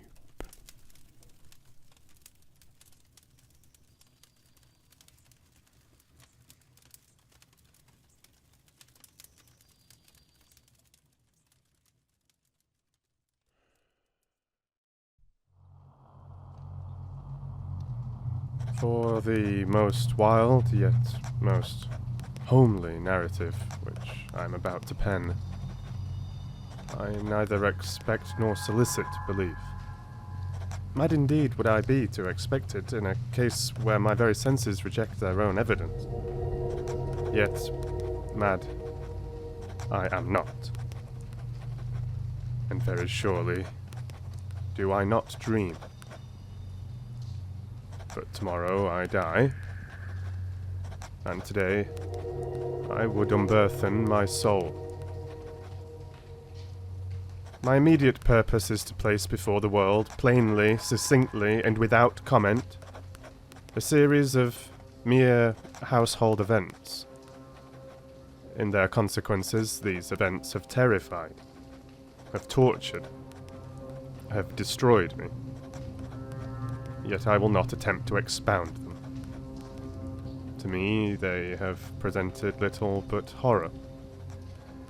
To many, they will seem less terrible than barocks.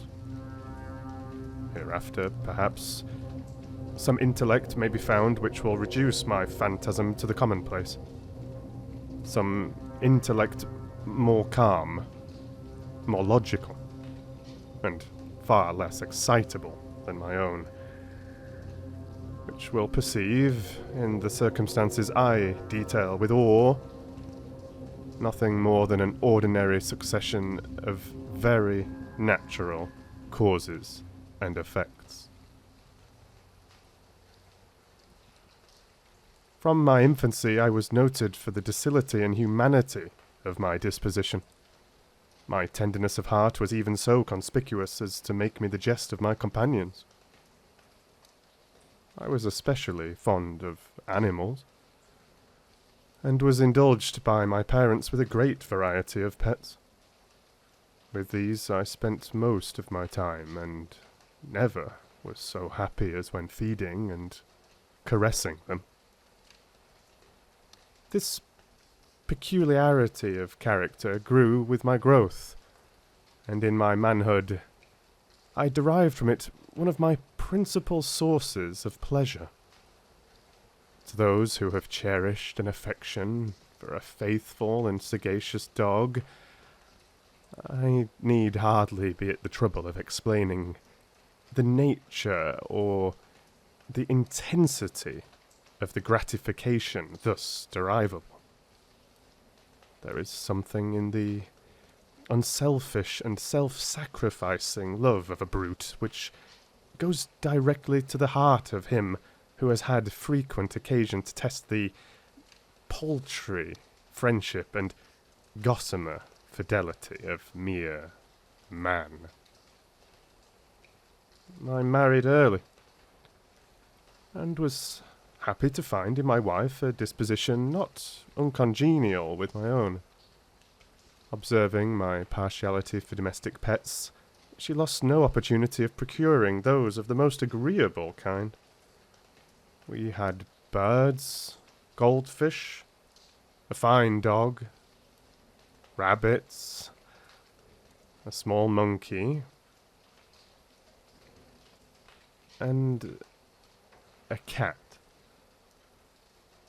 This latter was a remarkably large and beautiful animal, entirely black, and sagacious to an astonishing degree. In speaking of his intelligence, my wife, who at heart was not a little tinctured with superstition, made frequent allusion to the ancient popular notion which regarded all black cats as witches in disguise. Not that she was ever serious upon this point. And I mention the matter at all for no better reason that it happens, just now, to be remembered. Pluto, this was the cat's name, was my favourite pet and playmate. I alone fed him, and he attended me wherever I went about the house. It was even with difficulty that I could prevent him from following me through the streets. Our friendship lasted in this manner for several years, during which my general temperament and character, through the instrumentality of the fiend intemperance, had, I blush to confess it, experienced a radical alteration for the worse. I grew day by day more moody, more irritable, more regardless of the feelings of others. I suffered myself to use intemperate language to my wife.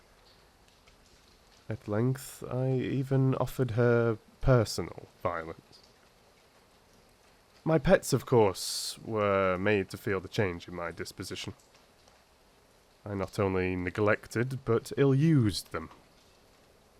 For Pluto, however, I still retained sufficient regard to restrain me from maltreating him, as I made no scruple of maltreating the rabbits, the monkey, or even the dog, when by accident or through affection they came in my way.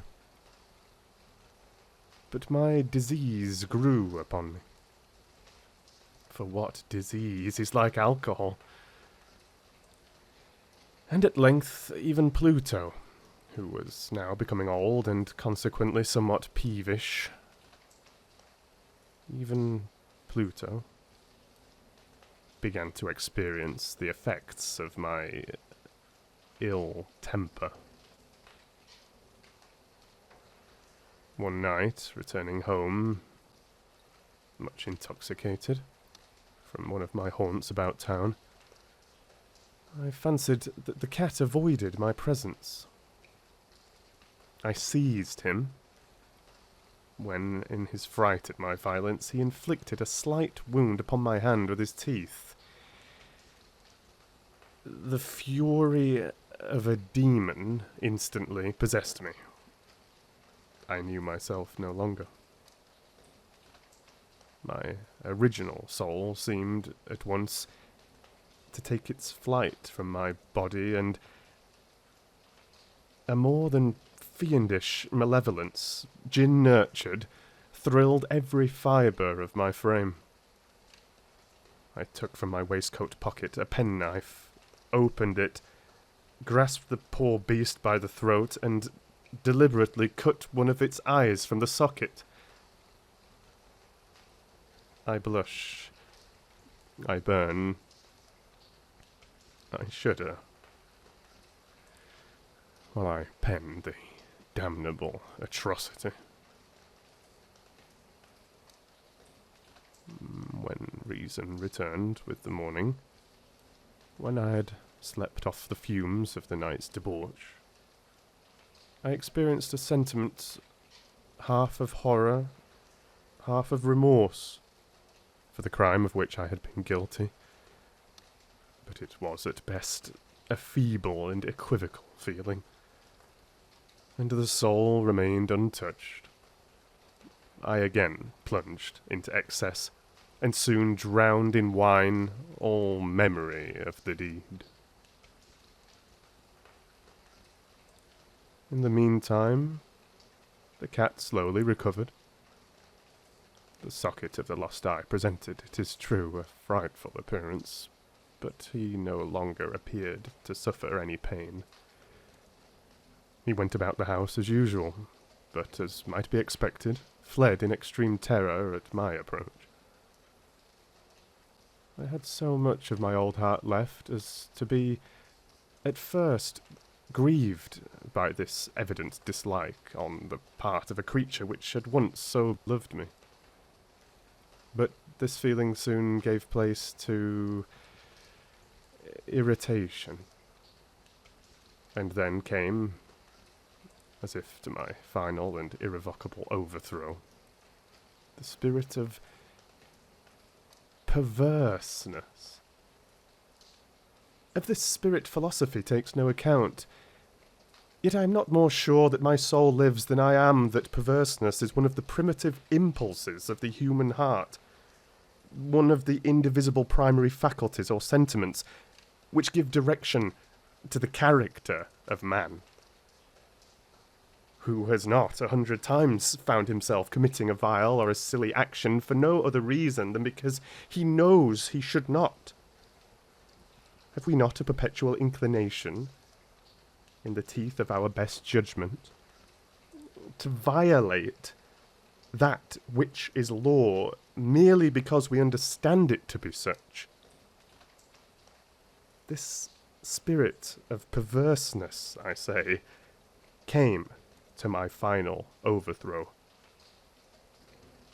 It was this unfathomable longing of the soul to vex itself, to offer violence to its own nature, to do wrong for the wrong's sake only, that urged me to continue and finally to consummate the injury I had inflicted upon the unoffending brute.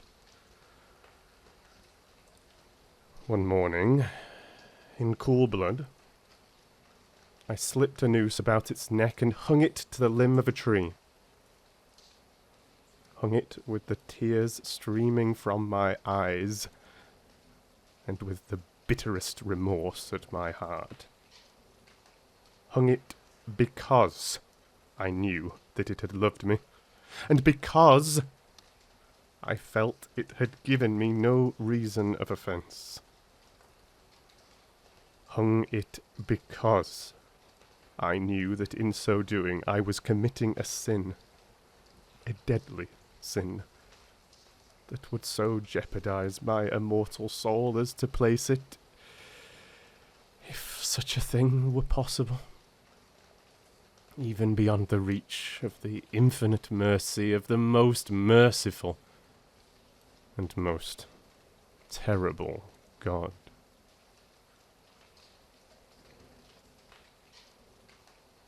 On the night of the day on which this cruel deed was done, I was aroused from sleep by the cry of fire. The curtains of my bed were in flames. The whole house was blazing. It was with great difficulty that my wife, a servant, and myself made our escape from the conflagration. The destruction was complete. My entire worldly wealth was swallowed up, and I resigned myself thenceforward to despair. I am above the weakness of seeking to establish a sequence of cause and effect between the disaster and the atrocity, but I am detailing a chain of facts, and wish not to leave even a possible link imperfect. On the day succeeding the fire, I visited the ruins. The walls, with one exception, had fallen in. This exception was found in a compartment wall, not very thick, which stood about the middle of the house, and against which had rested the head of my bed. The plastering had here, in great measure, resisted the action of the fire, a fact which I attributed to its having been recently spread. About this wall a dense crowd were collected, and many persons seemed to be examining a particular portion of it with very minute and eager attention. The words strange, singular, and other similar expressions excited my curiosity. I approached and saw, as if graven in bas relief, upon the white surface, the figure of a gigantic cat. The impression was given with an accuracy truly marvellous. There was a rope about the animal's neck. When I first beheld this apparition, for I could scarcely regard it as less, my wonder and my terror were extreme. But at length reflection came to my aid. The cat, I remembered, had been hung in a garden adjacent to the house. Upon the alarm of fire, this garden had been immediately filled by the crowd, by someone of whom the animal must have been cut from the tree and thrown through an open window into my chamber. This had probably been done with the view of arousing me from sleep. The falling of other walls had compressed the victim of my cruelty into the substance of the freshly spread plaster, the lime of which, with the flames and the ammonia from the carcass, had then accomplished the portraiture as I saw it. Although I thus readily accounted to my reason, if not altogether to my conscience, for the startling fact just detailed, it did not the less fail to make a deep impression upon my fancy. For months I could not rid myself of the phantasm of the cat, and during this period there came back into my spirit a half-sentiment that seemed, but was not, remorse. I went so far as to regret the loss of the animal, and to look about me, among the vile haunts which I now habitually frequented, for another pet of the same species and of somewhat similar appearance, with which to supply its place. One night, as I sat, half stupefied, in a den of more than infamy, my attention was suddenly drawn to some black object, reposing upon the head of one of the immense hogsheads of gin or of rum, which constituted the chief furniture of the apartment. I had been looking steadily at the top of this hogshead for some minutes, and what now caused me surprise was the fact that I had not sooner perceived the object thereupon. I approached it, and touched it with my hand. It was a black cat, a very large one, fully as large as Pluto, and closely resembling him in every respect but one. Pluto had not a white hair upon any portion of his body, but this cat had a large, although indefinite, splotch of white, covering nearly the whole region of the breast. Upon my touching him, he immediately arose, purred loudly, rubbed against my hand, and appeared delighted with my notice. This, then, was the very creature of which I was in search. I had once offered to purchase it of the landlord, but this person made no claim to it, knew nothing of it,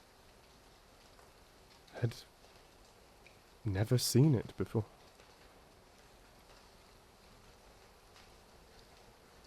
I continued my caresses, and when I prepared to go home, the animal evinced a disposition to accompany me. I permitted it to do so, occasionally stooping and patting it as I proceeded. When it reached the house, it domesticated itself at once, and became immediately a great favourite with my wife. For my own part, I soon found a dislike to it arising within me. This was just the reverse of what I had anticipated, but I know not how or why it was. Its evident fondness for myself rather disgusted and annoyed. By slow degrees, these feelings of disgust and annoyance rose into the bitterness of hatred. I avoided the creature. A certain sense of shame and the remembrance of my former deed of cruelty preventing me from physically abusing it. I did not for some weeks strike or otherwise violently ill-use it, but gradually, very gradually, I came to look upon it with unutterable loathing, and to flee silently from its odious presence as from the breath of a pestilence.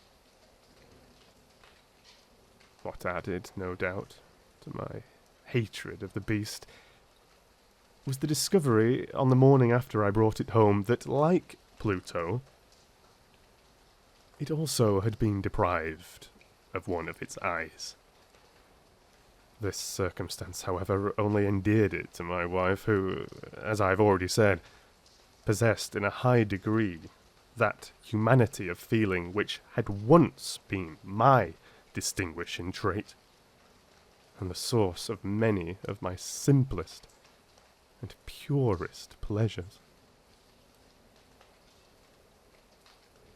With my aversion to this cat, however, its partiality for myself seemed to increase. It followed my footsteps with a pertinacity which it would be difficult to make the reader comprehend. Whenever I sat, it would crouch beneath my chair or spring upon my knees, covering me with its loathsome caresses. If I arose to walk, it would get between my feet and thus nearly throw me down, or fastening its long and sharp claws in my dress, clamber in this manner to my breast. At such times, although I longed to destroy it with a blow, I was yet withheld from so doing, partly by a memory of my former crime, but chiefly, let me confess it at once, by absolute dread of the beast. This dread was not exactly a dread of physical evil, and yet I should be at a loss how otherwise to define it. I am almost ashamed to own, yes, even in this felon's cell, I am almost ashamed to own that the terror and horror with which the animal inspired me had been heightened by one of the merest chimeras it would be possible to conceive. My wife had called my attention more than once to the character of the mark of white hair of which I have spoken, and which constituted the sole visible difference between the strange beast and the one I had destroyed. The reader will remember that this mark, although large, had been originally very indefinite, but by slow degrees nearly imperceptible, and which for a long time my reason struggled to reject as fanciful, it had at length assumed a rigorous distinctness of outline. It was now the representation of an object that I shudder to name, and for this above all I loathed and dreaded, and would have rid myself of the monster had I dared. It was now, I say, the image of a hideous, of a ghastly thing, of the gallows. Oh, mournful and terrible engine of horror and of crime, of agony and of death. And now was I indeed wretched beyond the wretchedness of mere humanity, and a brute beast, whose fellow I had contemptuously destroyed. A brute beast to work out for me, a man fashioned in the image of the high God. So much of insufferable woe. Alas! Neither by day nor by night knew I the blessing of rest any more. During the former, the creature left me no moment alone, and in the latter I started hourly from dreams of unutterable fear to find the hot breath of the thing upon my face, and its vast weight. An incarnate nightmare that I had no power to shake off, incumbent eternally upon my heart.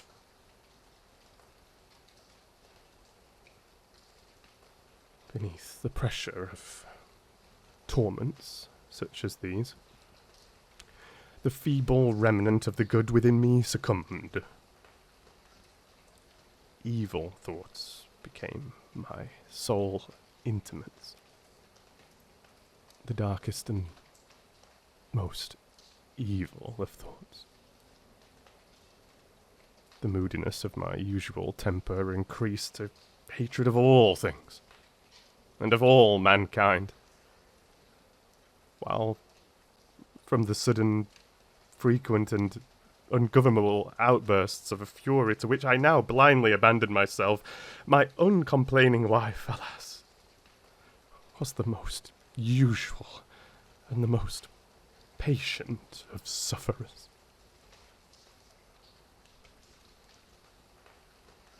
One day she accompanied me upon some household errand into the cellar of the old building which our poverty compelled us to inhabit.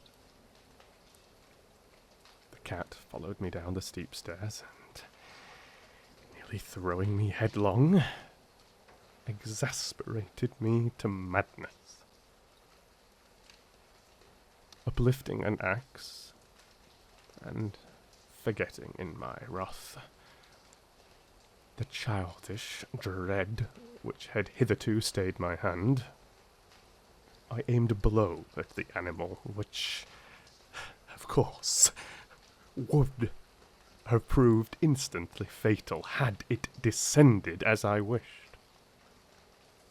But this blow was arrested by the hand of my wife. Goaded by the interference into a rage more than demoniacal, I withdrew my arm from her grasp and buried the axe in her brain. She fell dead upon the spot, without a groan.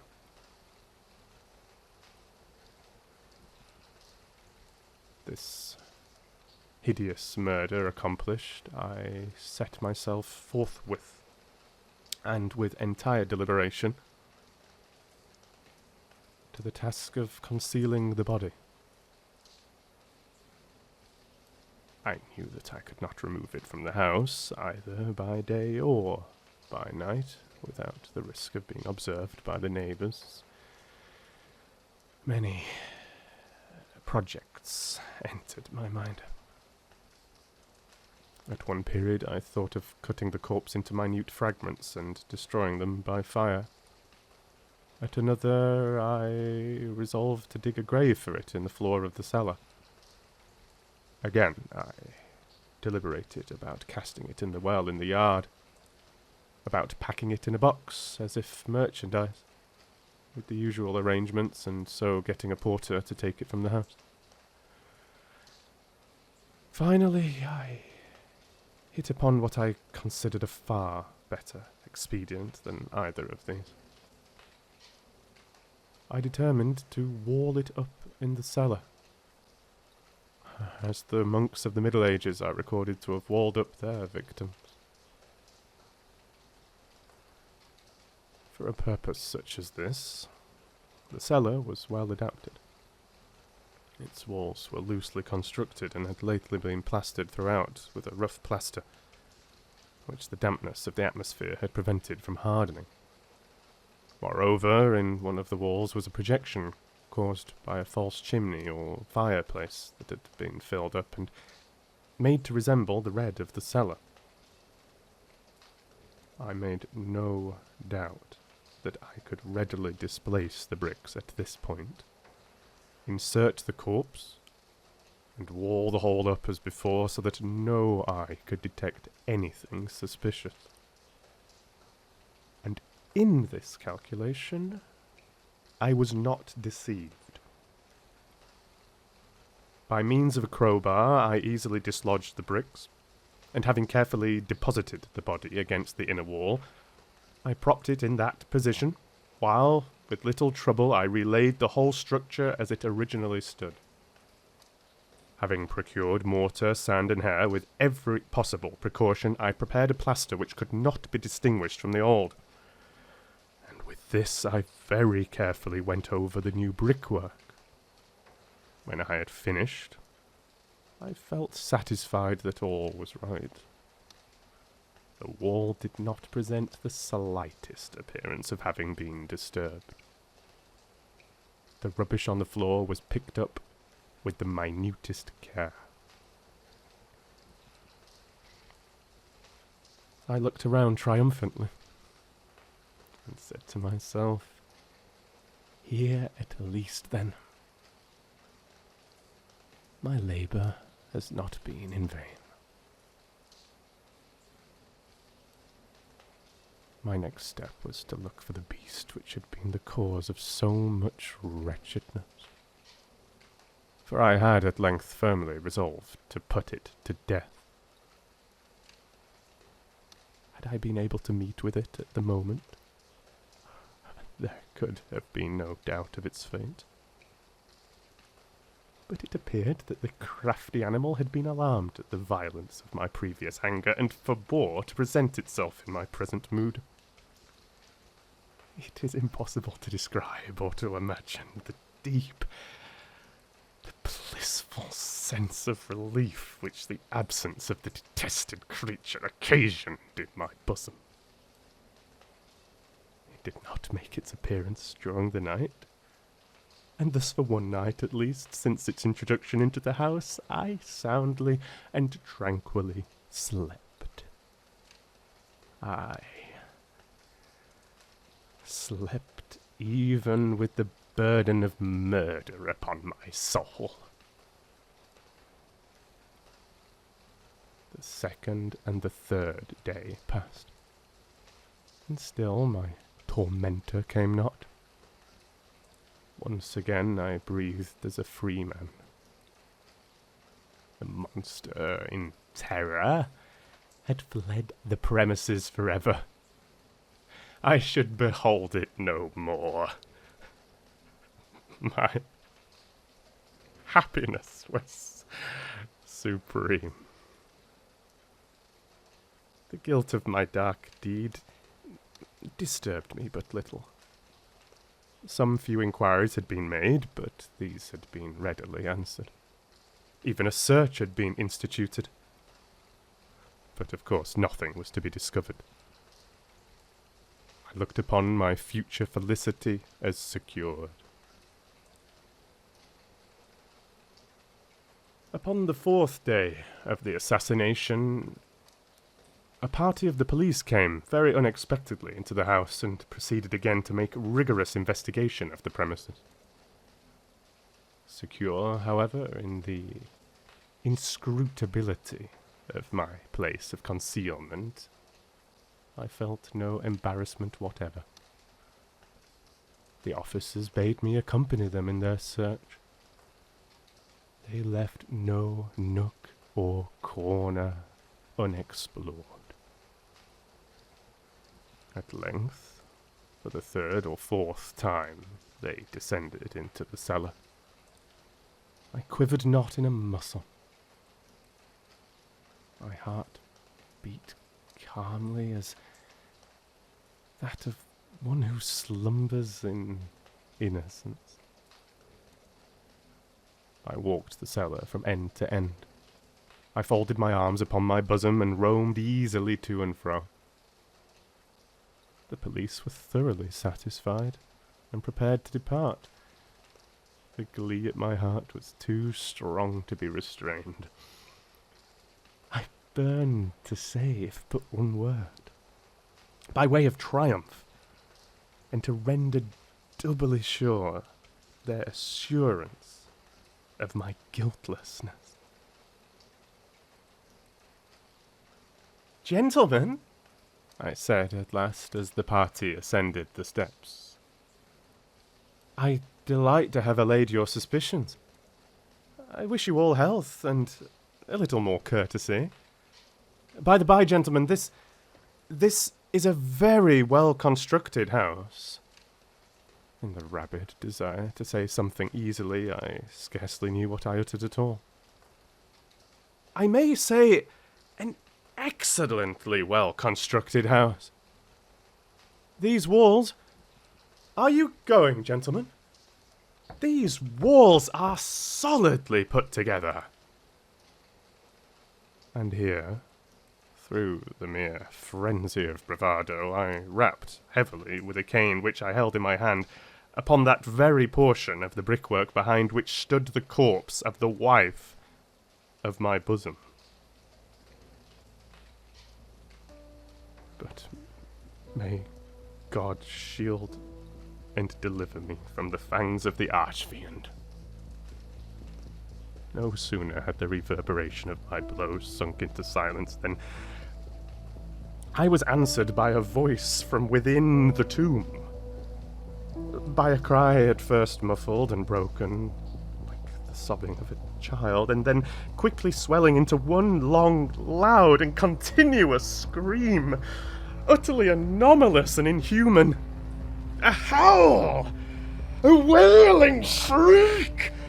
Half of horror and half of triumph, such as might have arisen only out of hell, conjointly from the throats of the damned in their agony and of the demons that exult in the damnation. Of my own thoughts, it is folly to speak. Swooning, I staggered to the opposite wall. For one instant, the party upon the stairs remained motionless through extremity of terror and of awe. And the next, a dozen stout arms were toiling at the wall. It fell bodily. The corpse, already greatly decayed and clotted with gore, stood erect before the eyes of the spectators. Upon its head, with red extended mouth and solitary eye of fire, sat the hideous beast whose craft had seduced me into murder, and whose informing voice had consigned me to the hangman.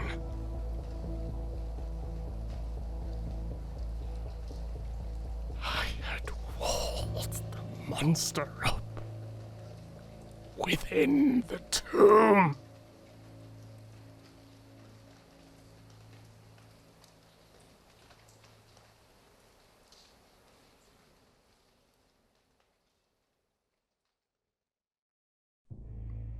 Efficiunt daimones, utque non sunt, sic tamen quasi sint, conspiciender omnibus exhibiant.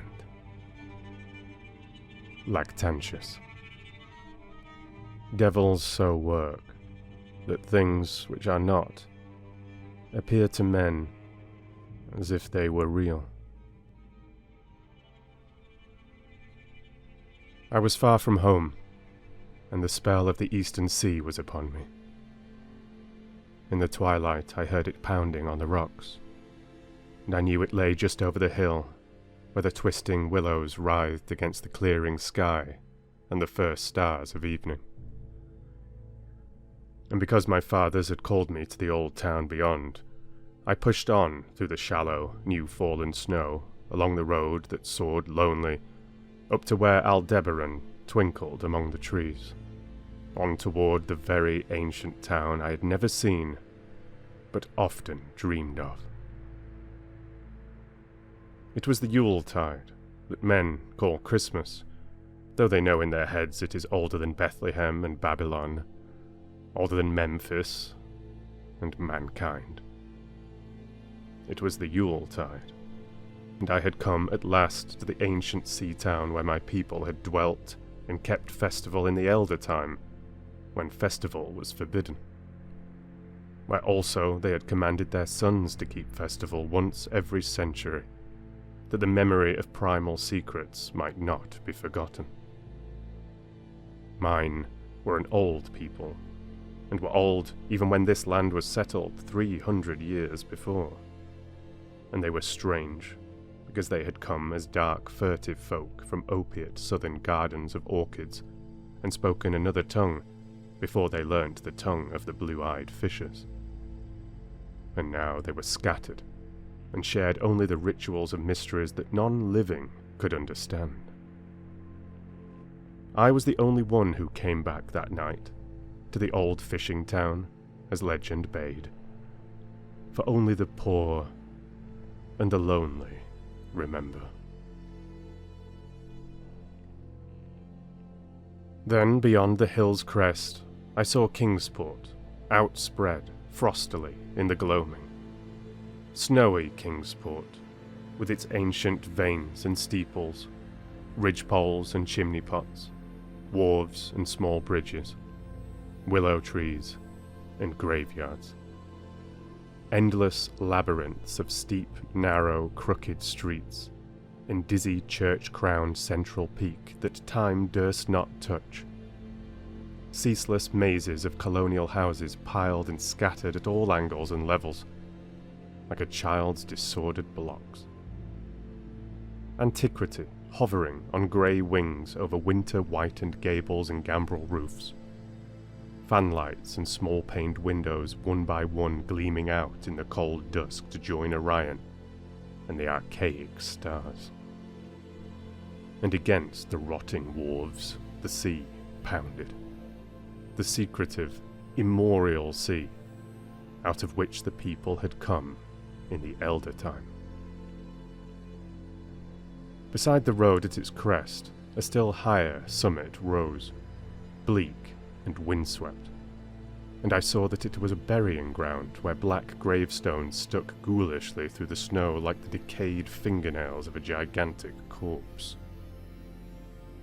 The printless road was very lonely, and sometimes I thought I heard a distant, horrible creaking as of a gibbet in the wind. They had hanged 4 kinsmen of mine for witchcraft in 1692, but I did not know just where. As the road wound down the seaward slope, I listened for the merry sounds of a village at evening, but did not hear them.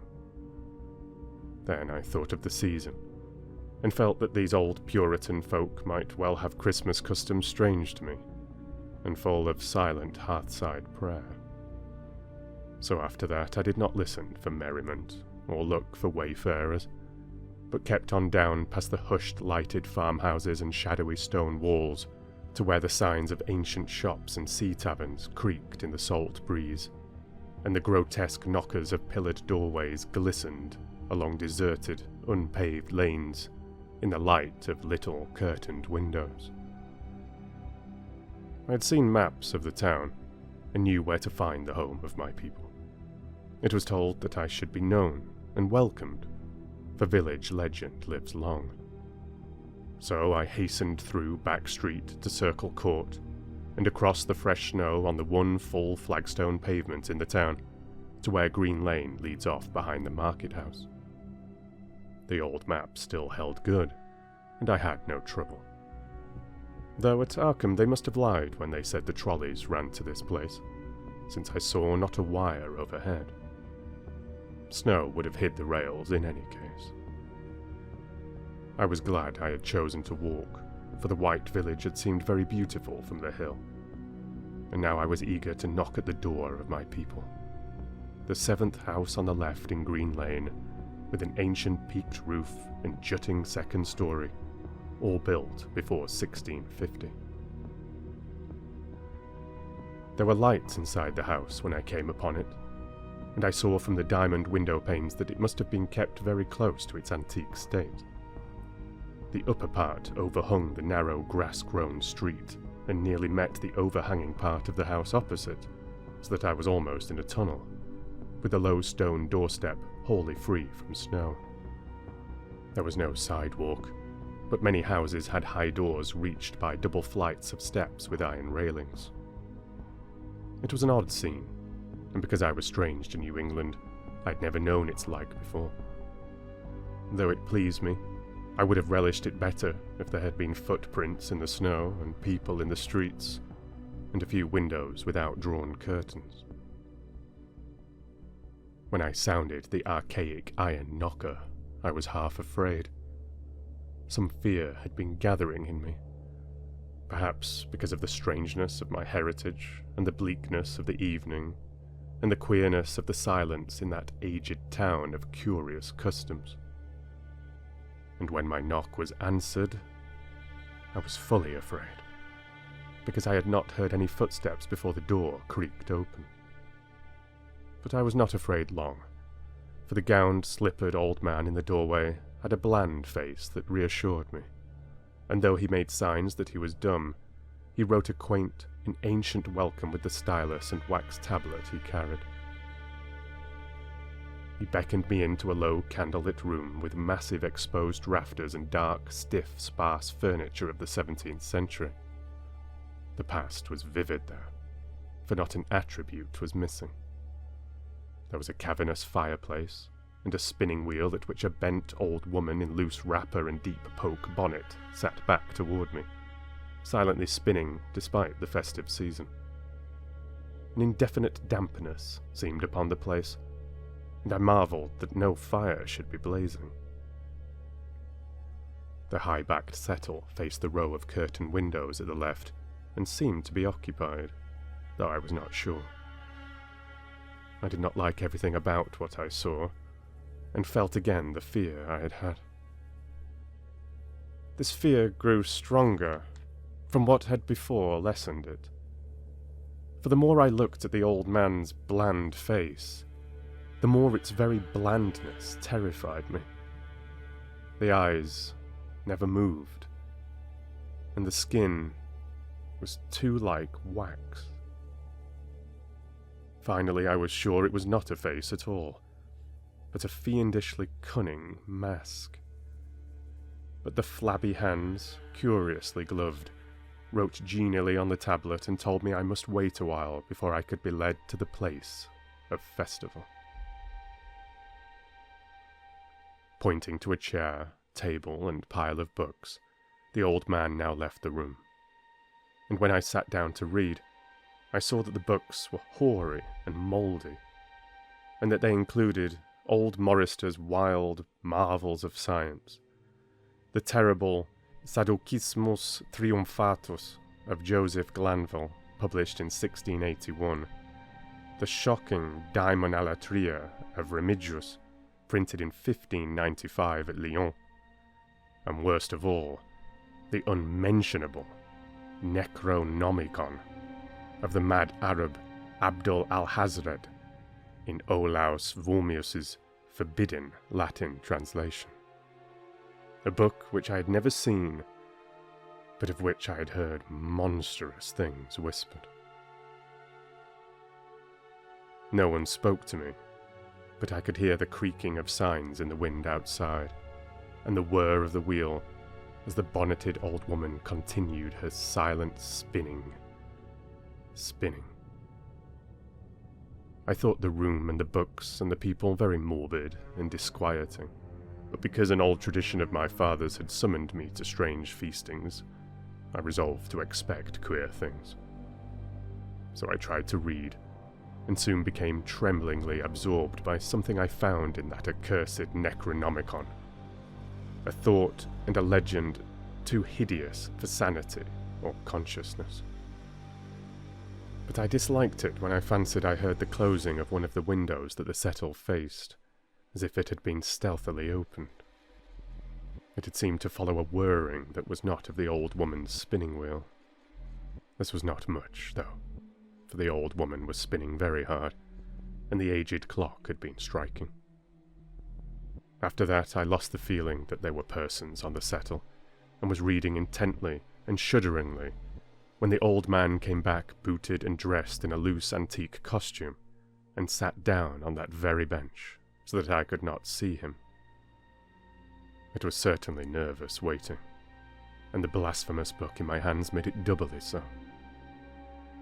When 11 struck, however, the old man stood up, glided to a massive carved chest in a corner, and got 2 hooded cloaks, one of which he donned, and the other of which he draped round the old woman, who was ceasing her monotonous spinning. Then they both started for the outer door, the woman lamely creeping, and the old man, after picking up the very book I had been reading, beckoning me as he drew his hood over that unmoving face. or mask. We went out into the moonless and tortuous network of that incredibly ancient town. Went out as the lights in the curtained windows disappeared one by one, and the dog star leered at the throng of cowled, cloaked figures that poured silently from every doorway and formed monstrous processions up this street and that, past the creaking signs and antediluvian gables, the thatched roofs and diamond-paned windows, threading precipitous lanes where decaying houses overlapped and crumbled together, gliding across open courts and churchyards where the bobbing lanthorns made eldritch, drunken constellations. Amid these hushed throngs, I followed my voiceless guides, jostled by elbows that seemed preternaturally soft, and pressed by chests and stomachs that seemed abnormally pulpy, but seeing never a face, and hearing never a word. Up, up, up, the eerie columns slithered, and I saw that all the travellers were converging as they flowed near a sort of focus of crazy alleys at the top of a high hill in the centre of the town, where perched a great white church. I had seen it from the road's crest when I looked at Kingsport in the new dusk, and it had made me shiver because Aldebaran had seemed to balance itself a moment on the ghostly spire. There was an open space around the church, partly a churchyard with spectral shafts, and partly a half-paved square, swept nearly bare of snow by the wind, and lined with unwholesomely archaic houses, having peaked roofs and overhanging gables. Death fires danced over the tombs, revealing gruesome vistas, though queerly failing to cast any shadows. Past the churchyard, where there were no houses, I could see over the hill's summit and watch the glimmer of stars on the harbour, though the town was invisible in the dark. Only once in a while, a lanthorn bobbed horribly through serpentine alleys on its way to overtake the throng that was now slipping speechlessly into the church. I waited till the crowd had oozed into the black doorway, until all the stragglers had followed. The old man was pulling at my sleeve, but I was determined to be the last. Then I finally went, the sinister man and the old spinning woman before me. Crossing the threshold into that swarming temple of unknown darkness, I turned once to look at the outside world as the churchyard phosphorescence cast a sickly glow on the hilltop pavement. And as I did so, I shuddered. For though the wind had not left much snow, a few patches did remain on the path near the door. And in that fleeting backward look, it seemed to my troubled eyes that they bore no mark of passing feet. Not even mine. The church was scarce lighted by all the lanthorns that had entered it, for most of the throng had already vanished. They had streamed up the aisle between the high white pews to the trapdoor of the vaults, which yawned loathsomely open just before the pulpit, and were now squirming noiselessly in. I followed dumbly down the foot-worn steps and into the dank, suffocating crypt.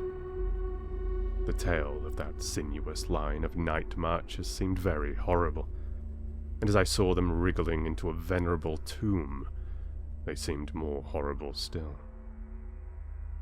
Then I noticed that the tomb's floor had an aperture down which the throng was sliding, and in a moment we were all descending an ominous staircase of rough-hewn stone.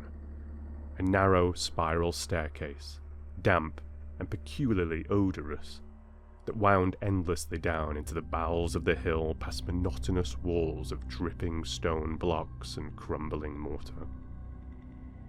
It was a silent, shocking descent, and I observed, after a horrible interval, that the walls and steps were changing in nature, as if chiselled out of the solid rock. What mainly troubled me was that the myriad footfalls made no sound and set up no echoes.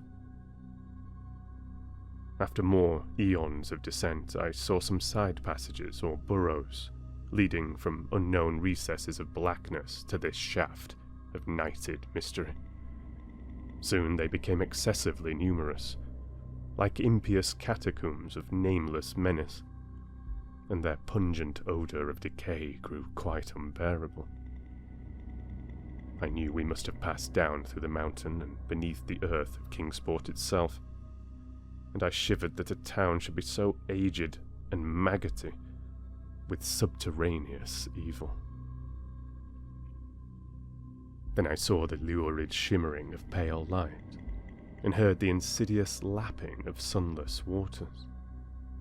Again I shivered, for I did not like the things the night had brought, and wished bitterly that no forefather had summoned me to this primal rite. As the steps and the passage grew broader, I heard another sound, the thin, whining mockery of a feeble flute, and suddenly there spread out before me the boundless vista of an inner world, a vast fungus shore litten by a belching column of sick, greenish flame, and washed by a wide, oily river that flowed from abysses frightful and unsuspected to join the blackest gulfs of immemorial ocean. Fainting and gasping, I looked at that unhallowed Erebus of Titan toadstools, leprous fire, and slimy water, and saw the cloaked throngs forming a semicircle around the blazing pillar. It was the Yule rite, older than man and fated to survive him, the primal rite of the solstice and of spring's promise beyond the snows, the rite of fire and evergreen, light and music. And in the Stygian grotto I saw them do the rite, and adore the sick pillar of flame, and throw into the water handfuls gouged out of the viscous vegetation which glittered green in the chlorotic glare. I saw this, and I saw something amorphously squatted far away from the light, piping noisomely on a flute. And as the thing piped, I thought I heard noxious, muffled flutterings in the fetid darkness where I could not see. But what frightened me most was that flaming column, spouting volcanically from depths profound and inconceivable, casting no shadows as healthy flame should, and coating the nitrous stone above with a nasty, venomous verdigris. For in all that seething combustion, no warmth lay, but only the clamminess of death and corruption. The man who had brought me now squirmed to a point directly beside the hideous flame, and made stiff ceremonial motions to the semicircle he faced. At certain stages of the ritual they did grovelling obeisance, especially when he held above his head that abhorrent Necronomicon he had taken with him, and I shared all the obeisances, because I had been summoned to this festival by the writings of my forefathers. Then the old man made a signal to the half-seen flute player in the darkness, which player thereupon changed its feeble drone to a scarce louder drone in another key, precipitating, as it did so, a horror unthinkable and unexpected.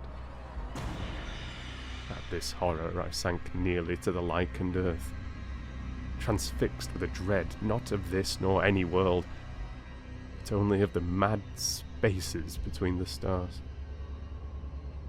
Out of the unimaginable blackness beyond the gangrenous glare of that cold flame, out of the Tartarian leagues through which that oily river rolled uncanny, unheard, and unsuspected, there flopped rhythmically a horde of tame, trained, hybrid winged things that no sound eye could ever wholly grasp, or sound brain ever wholly remember. They were not altogether crows, nor moles, nor buzzards, nor ants, nor vampire bats, nor decomposed human beings, but something I cannot and must not recall. They flopped limply along, half with their webbed feet, and half with their membranous wings. And as they reached the throng of celebrants, the cowled figures seized and mounted them, and rode off one by one along the reaches of that unlighted river, into pits and galleries of panic, where poison springs feed frightful and undiscoverable cataracts. The old spinning woman had gone with the throng, and the old man remained only because I had refused when he motioned me to seize an animal and ride like the rest. I saw when I staggered to my feet that the amorphous flute player had rolled out of sight, but two of the beasts were patiently standing by. As I hung back, the old man produced his stylus and tablet and wrote that he was the true deputy of my fathers, who had founded the Yule worship in this ancient place, that it had been decreed I should come back, and that the most secret mysteries were yet to be performed. He wrote this in a very ancient hand, and when I still hesitated, he pulled from his loose robe a seal ring and a watch, both with my family arms, to prove that he was what he said. But it was a hideous proof, because I knew from old papers that that watch had been buried with my great-great-great-great-grandfather in 1698. Presently the old man drew back his hood and pointed to the family resemblance in his face. But I only shuddered, because I was sure that the face was merely a devilish waxen mask. The flopping animals were now scratching restlessly at the lichens, and I saw that the old man was nearly as restless himself. When one of the things began to waddle and edge away, he turned quickly to stop it, so that the suddenness of his motion dislodged the waxen mask from what should have been his head. And then, because that nightmare's position barred me from the stone staircase down which we had come, I flung myself into the oily underground river that bubbled somewhere to the caves of the sea. Flung myself into that putrescent juice of Earth's inner horrors, before the madness of my screams could bring down upon me all the charnel legions these pest gulfs might conceal. At the hospital, they told me I had been found half frozen in Kingsport Harbour at dawn, clinging to the drifting spar that accident sent to save me. They told me I had taken the wrong fork of the hill road the night before, and fallen over the cliffs at Orange Point, a thing they deduced from prints found in the snow. There was nothing I could say,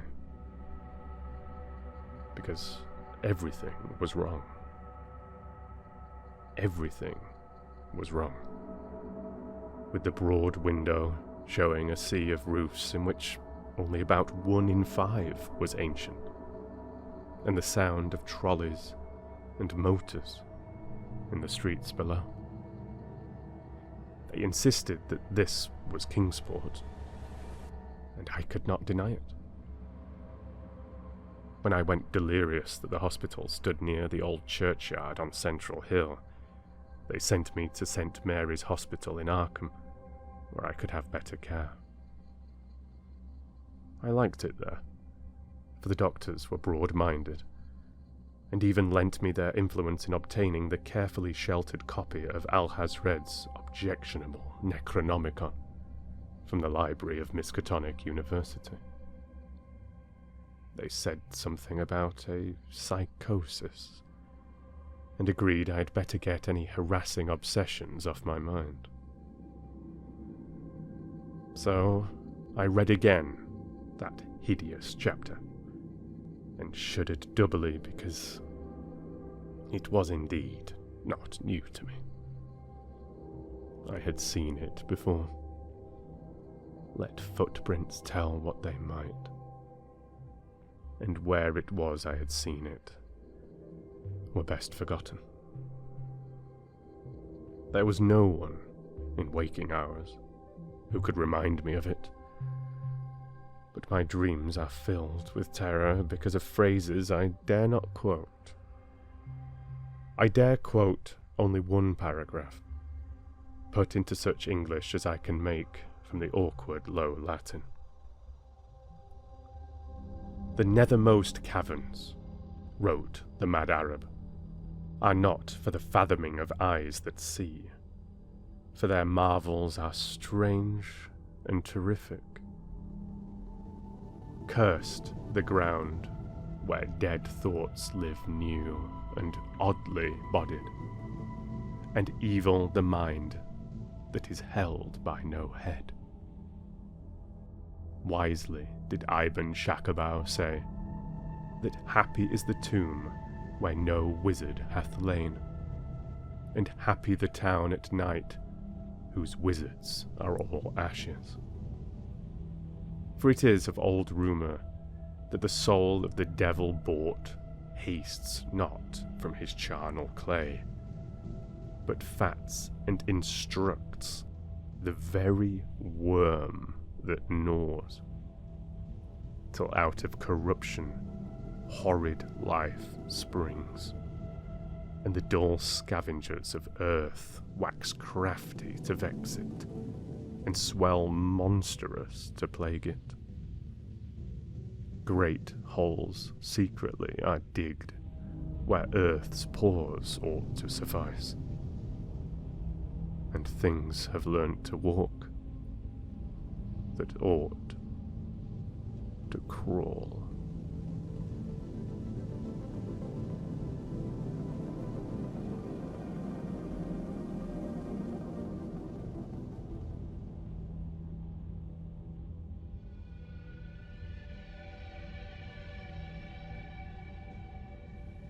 True, nervous.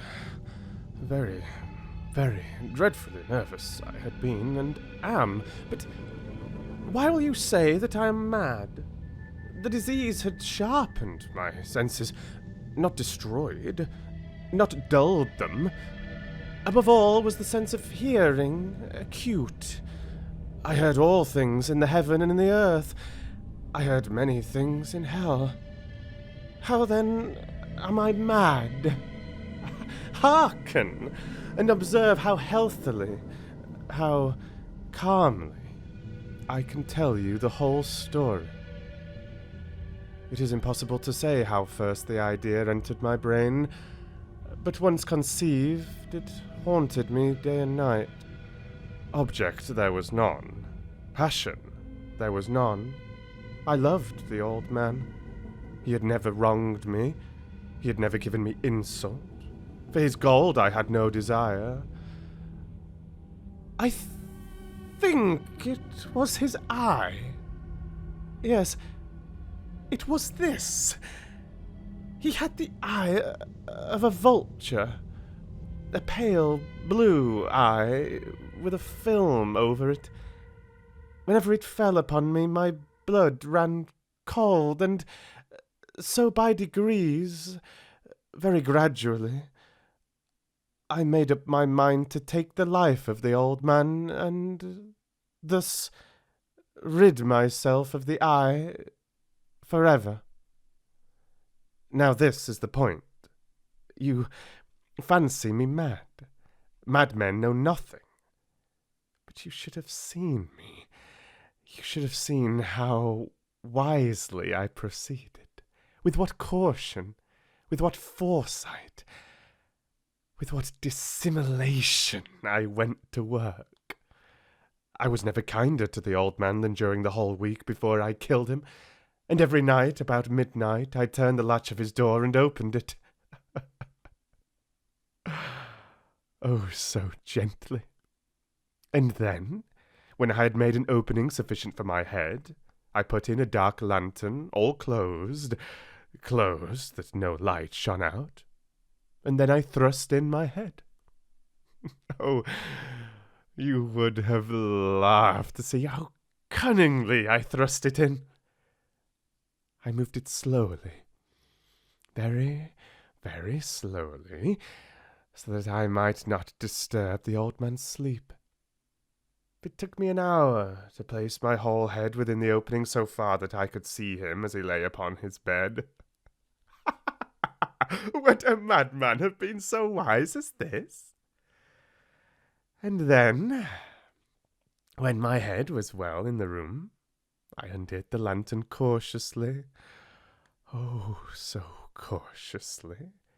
Cautiously, for the hinges creaked. I undid it just so much that a single thin ray fell upon the vulture eye. And this I did for 7 long nights, every night just at midnight. But I found the eye always closed, and so it was impossible to do the work. For it was not the old man who vexed me, but his evil eye. And every morning when the day broke, I went boldly into the chamber and spoke courageously to him, calling him by name in a hearty tone and inquiring how he had passed the night. So you see, he would have been a very profound old man indeed to suspect that every night, just at 12, I looked in upon him while he slept. Upon the 8th night, I was more than usually cautious in opening the door. I watch his minute hand moves more quickly than did mine. Never before that night had I felt the extent of my own powers, of my sagacity. I could scarcely contain my feelings of triumph. To think that there I was, opening the door, little by little, and he not even to dream of my secret deeds or thoughts. I fairly chuckled at the idea, and perhaps he heard me, for he moved on the bed suddenly as if startled. Now you may think that I drew back, but no. His room was as black as pitch with a thick darkness, for the shutters were close fastened through fear of robbers, and so I knew that he could not see the opening of the door. And I kept pushing it on, steadily, steadily. I had my head in, and was about to open the lantern, when my thumb slipped upon the tin fastening, and the old man sprang up in bed, crying out, "Who's there?" I kept quite still and said nothing. For a whole hour I did not move a muscle, and in the meantime I did not hear him lie down. He was still sitting up in the bed listening, just as I have done, night after night, hearkening to the death watches in the wall.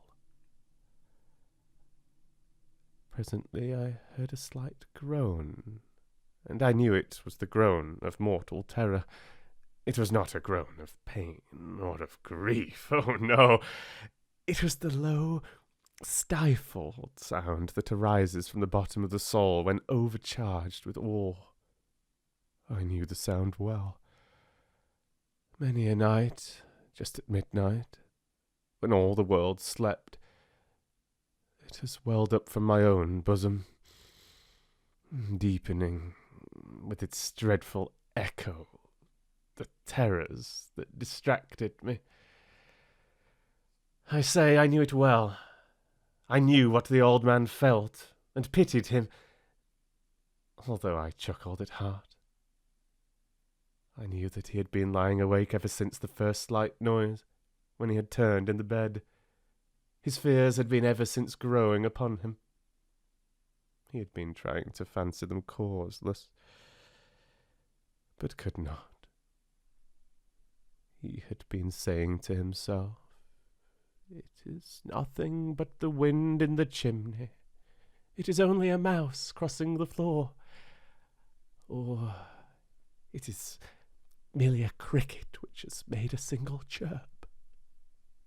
Yes, he had been trying to comfort himself with these superstitions, but he had found all in vain. All in vain, because death, in approaching him, had stalked with his black shadow before him, and enveloped the victim. And it was the mournful influence of the unperceived shadow that caused him to feel, although he neither saw nor heard, to feel the presence of my head within the room. When I had waited a long time, very patiently, without hearing him lie down, I resolved to open a very, very little crevice in the lantern. So I opened it. You cannot imagine how stealthily, until, at length, a simple, dim ray, like the thread of the spider, shot from out the crevice and fell full upon the vulture eye. It was open, wide open, and I grew furious as I gazed upon it. I saw it with perfect distinctness, all a dull blue, with a hideous veil over it that chilled the very marrow in my bones. But I could see nothing else of the old man's face or person, for I had directed the ray as if by instinct precisely upon the damned spot. And have I not told you that what you mistake for madness is but over-acuteness of the sense? Now, I say, there came to my ears a low, dull, quick sound, such as a watch makes when enveloped in cotton. I knew that sound well, too. It was the beating of the old man's heart. It increased my fury, as the beating of a drum stimulates the soldier into courage. But even yet I refrained and kept still. I scarcely breathed. I held the lantern motionless. I tried how steadily I could maintain the ray upon the eye. Meantime, the hellish tattoo of the heart increased. It grew quicker and louder every instant. The old man's terror must have been extreme. It grew louder, I say. Louder every moment. Do you mark me well? I have told you that I am nervous. So I am. Now, at the dead hour of the night, amid the dreadful silence of that old house, so strange a noise as this excited me to uncontrollable terror. Yet for some minutes longer I refrained, and stood still. But the beating grew louder. I thought the heart must burst. And now a new anxiety seized me. The sound would be heard by a neighbour. The old man's hour had come. With a loud yell, I threw open the lantern and leaped into the room. He shrieked once only. In an instant, I dragged him to the floor and pulled the heavy bed over him. I then smiled gaily to find the deed so far done. But for many minutes the heart beat on with a muffled sound. This, however, did not vex me. It would not be heard through the wall. At length it ceased. The old man was dead. I removed the bed and examined the corpse. Yes, he was stone dead. I placed my hand upon the heart and held it there many minutes. There was no pulsation. He was stone dead. His eye would trouble me no more.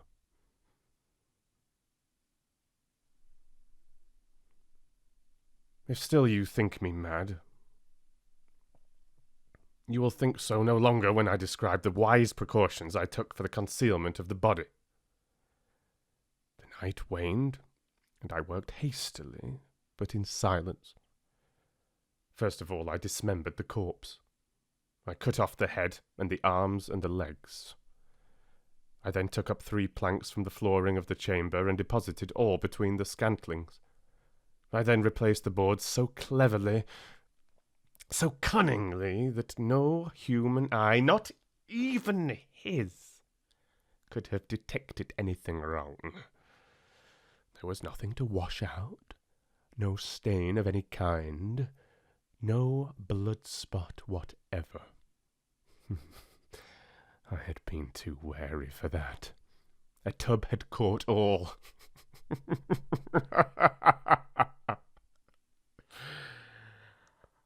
When I had made an end of these labours, it was 4 o'clock, still dark as midnight. As the bell sounded the hour, there came a knocking at the street door. I went down to open it with a light heart. For what had I now to fear? There entered 3 men, who introduced themselves with perfect suavity as officers of the police. A shriek had been heard by a neighbour during the night. Suspicion of foul play had been aroused. Information had been lodged at the police office, and they, the officers, had been deputed to search the premises. I smiled. For what had I to fear? I bade the gentleman welcome. The shriek, I said, was my own in a dream. The old man I mentioned was absent in the country. I took my visitors all over the house. I bade them search well. I led them at length to his chamber. I showed them his treasures, secure, undisturbed. In the enthusiasm of my confidence, I brought chairs into the room, and desired them here to rest from their fatigues, while I myself, in the wild audacity of my perfect triumph, placed my own seat upon the very spot beneath which reposed the corpse of the victim. The officers were satisfied. My manner had convinced them. I was singularly at ease. They sat, and while I answered cheerily, they chatted of familiar things. But ere long, I felt myself getting pale and wished them gone. My head ached, and I fancied a ringing in my ears, but still they sat and still chatted. The ringing became more distinct. It continued and became more distinct. I talked more freely to get rid of the feeling, but it continued and gained definiteness, until at length I found that the noise was not within my ears. No doubt I now grew very pale, but I talked more fluently and with a heightened voice. Yet the sound increased, and what could I do? It was a low, dull, quick sound, much such as a sound as a watch makes when enveloped in cotton. I gasped for breath, and yet the officers heard it not. I talked more quickly, more vehemently, but the noise steadily increased. I arose and argued about trifles, in a high key and with violent gesticulations, but the noise steadily increased. Why would they not be gone? I paced the floor to and fro with heavy strides, as if excited to fury by the observations of the men, but the noise steadily increased. Oh, God! What could I do? I foamed, I raved, I swore. I swung the chair upon which I had been sitting and grated it upon the boards, but the noise arose over all and continually increased. It grew louder, louder, and still the men chatted pleasantly and smiled. Was it possible they heard not? Almighty God. No, they heard. They suspected. They knew. They were making a mockery of my horror. This I thought, and this I think. But anything was better than this agony. Anything more tolerable than this derision. I could bear those hypocritical smiles no longer. I felt that I must scream or die. And now again. Hark! Louder! Louder! Louder! Louder! Villains! I shrieked. Dissemble no more! I admit the deed! Tear up the planks! Here! It is the beating of his hideous heart!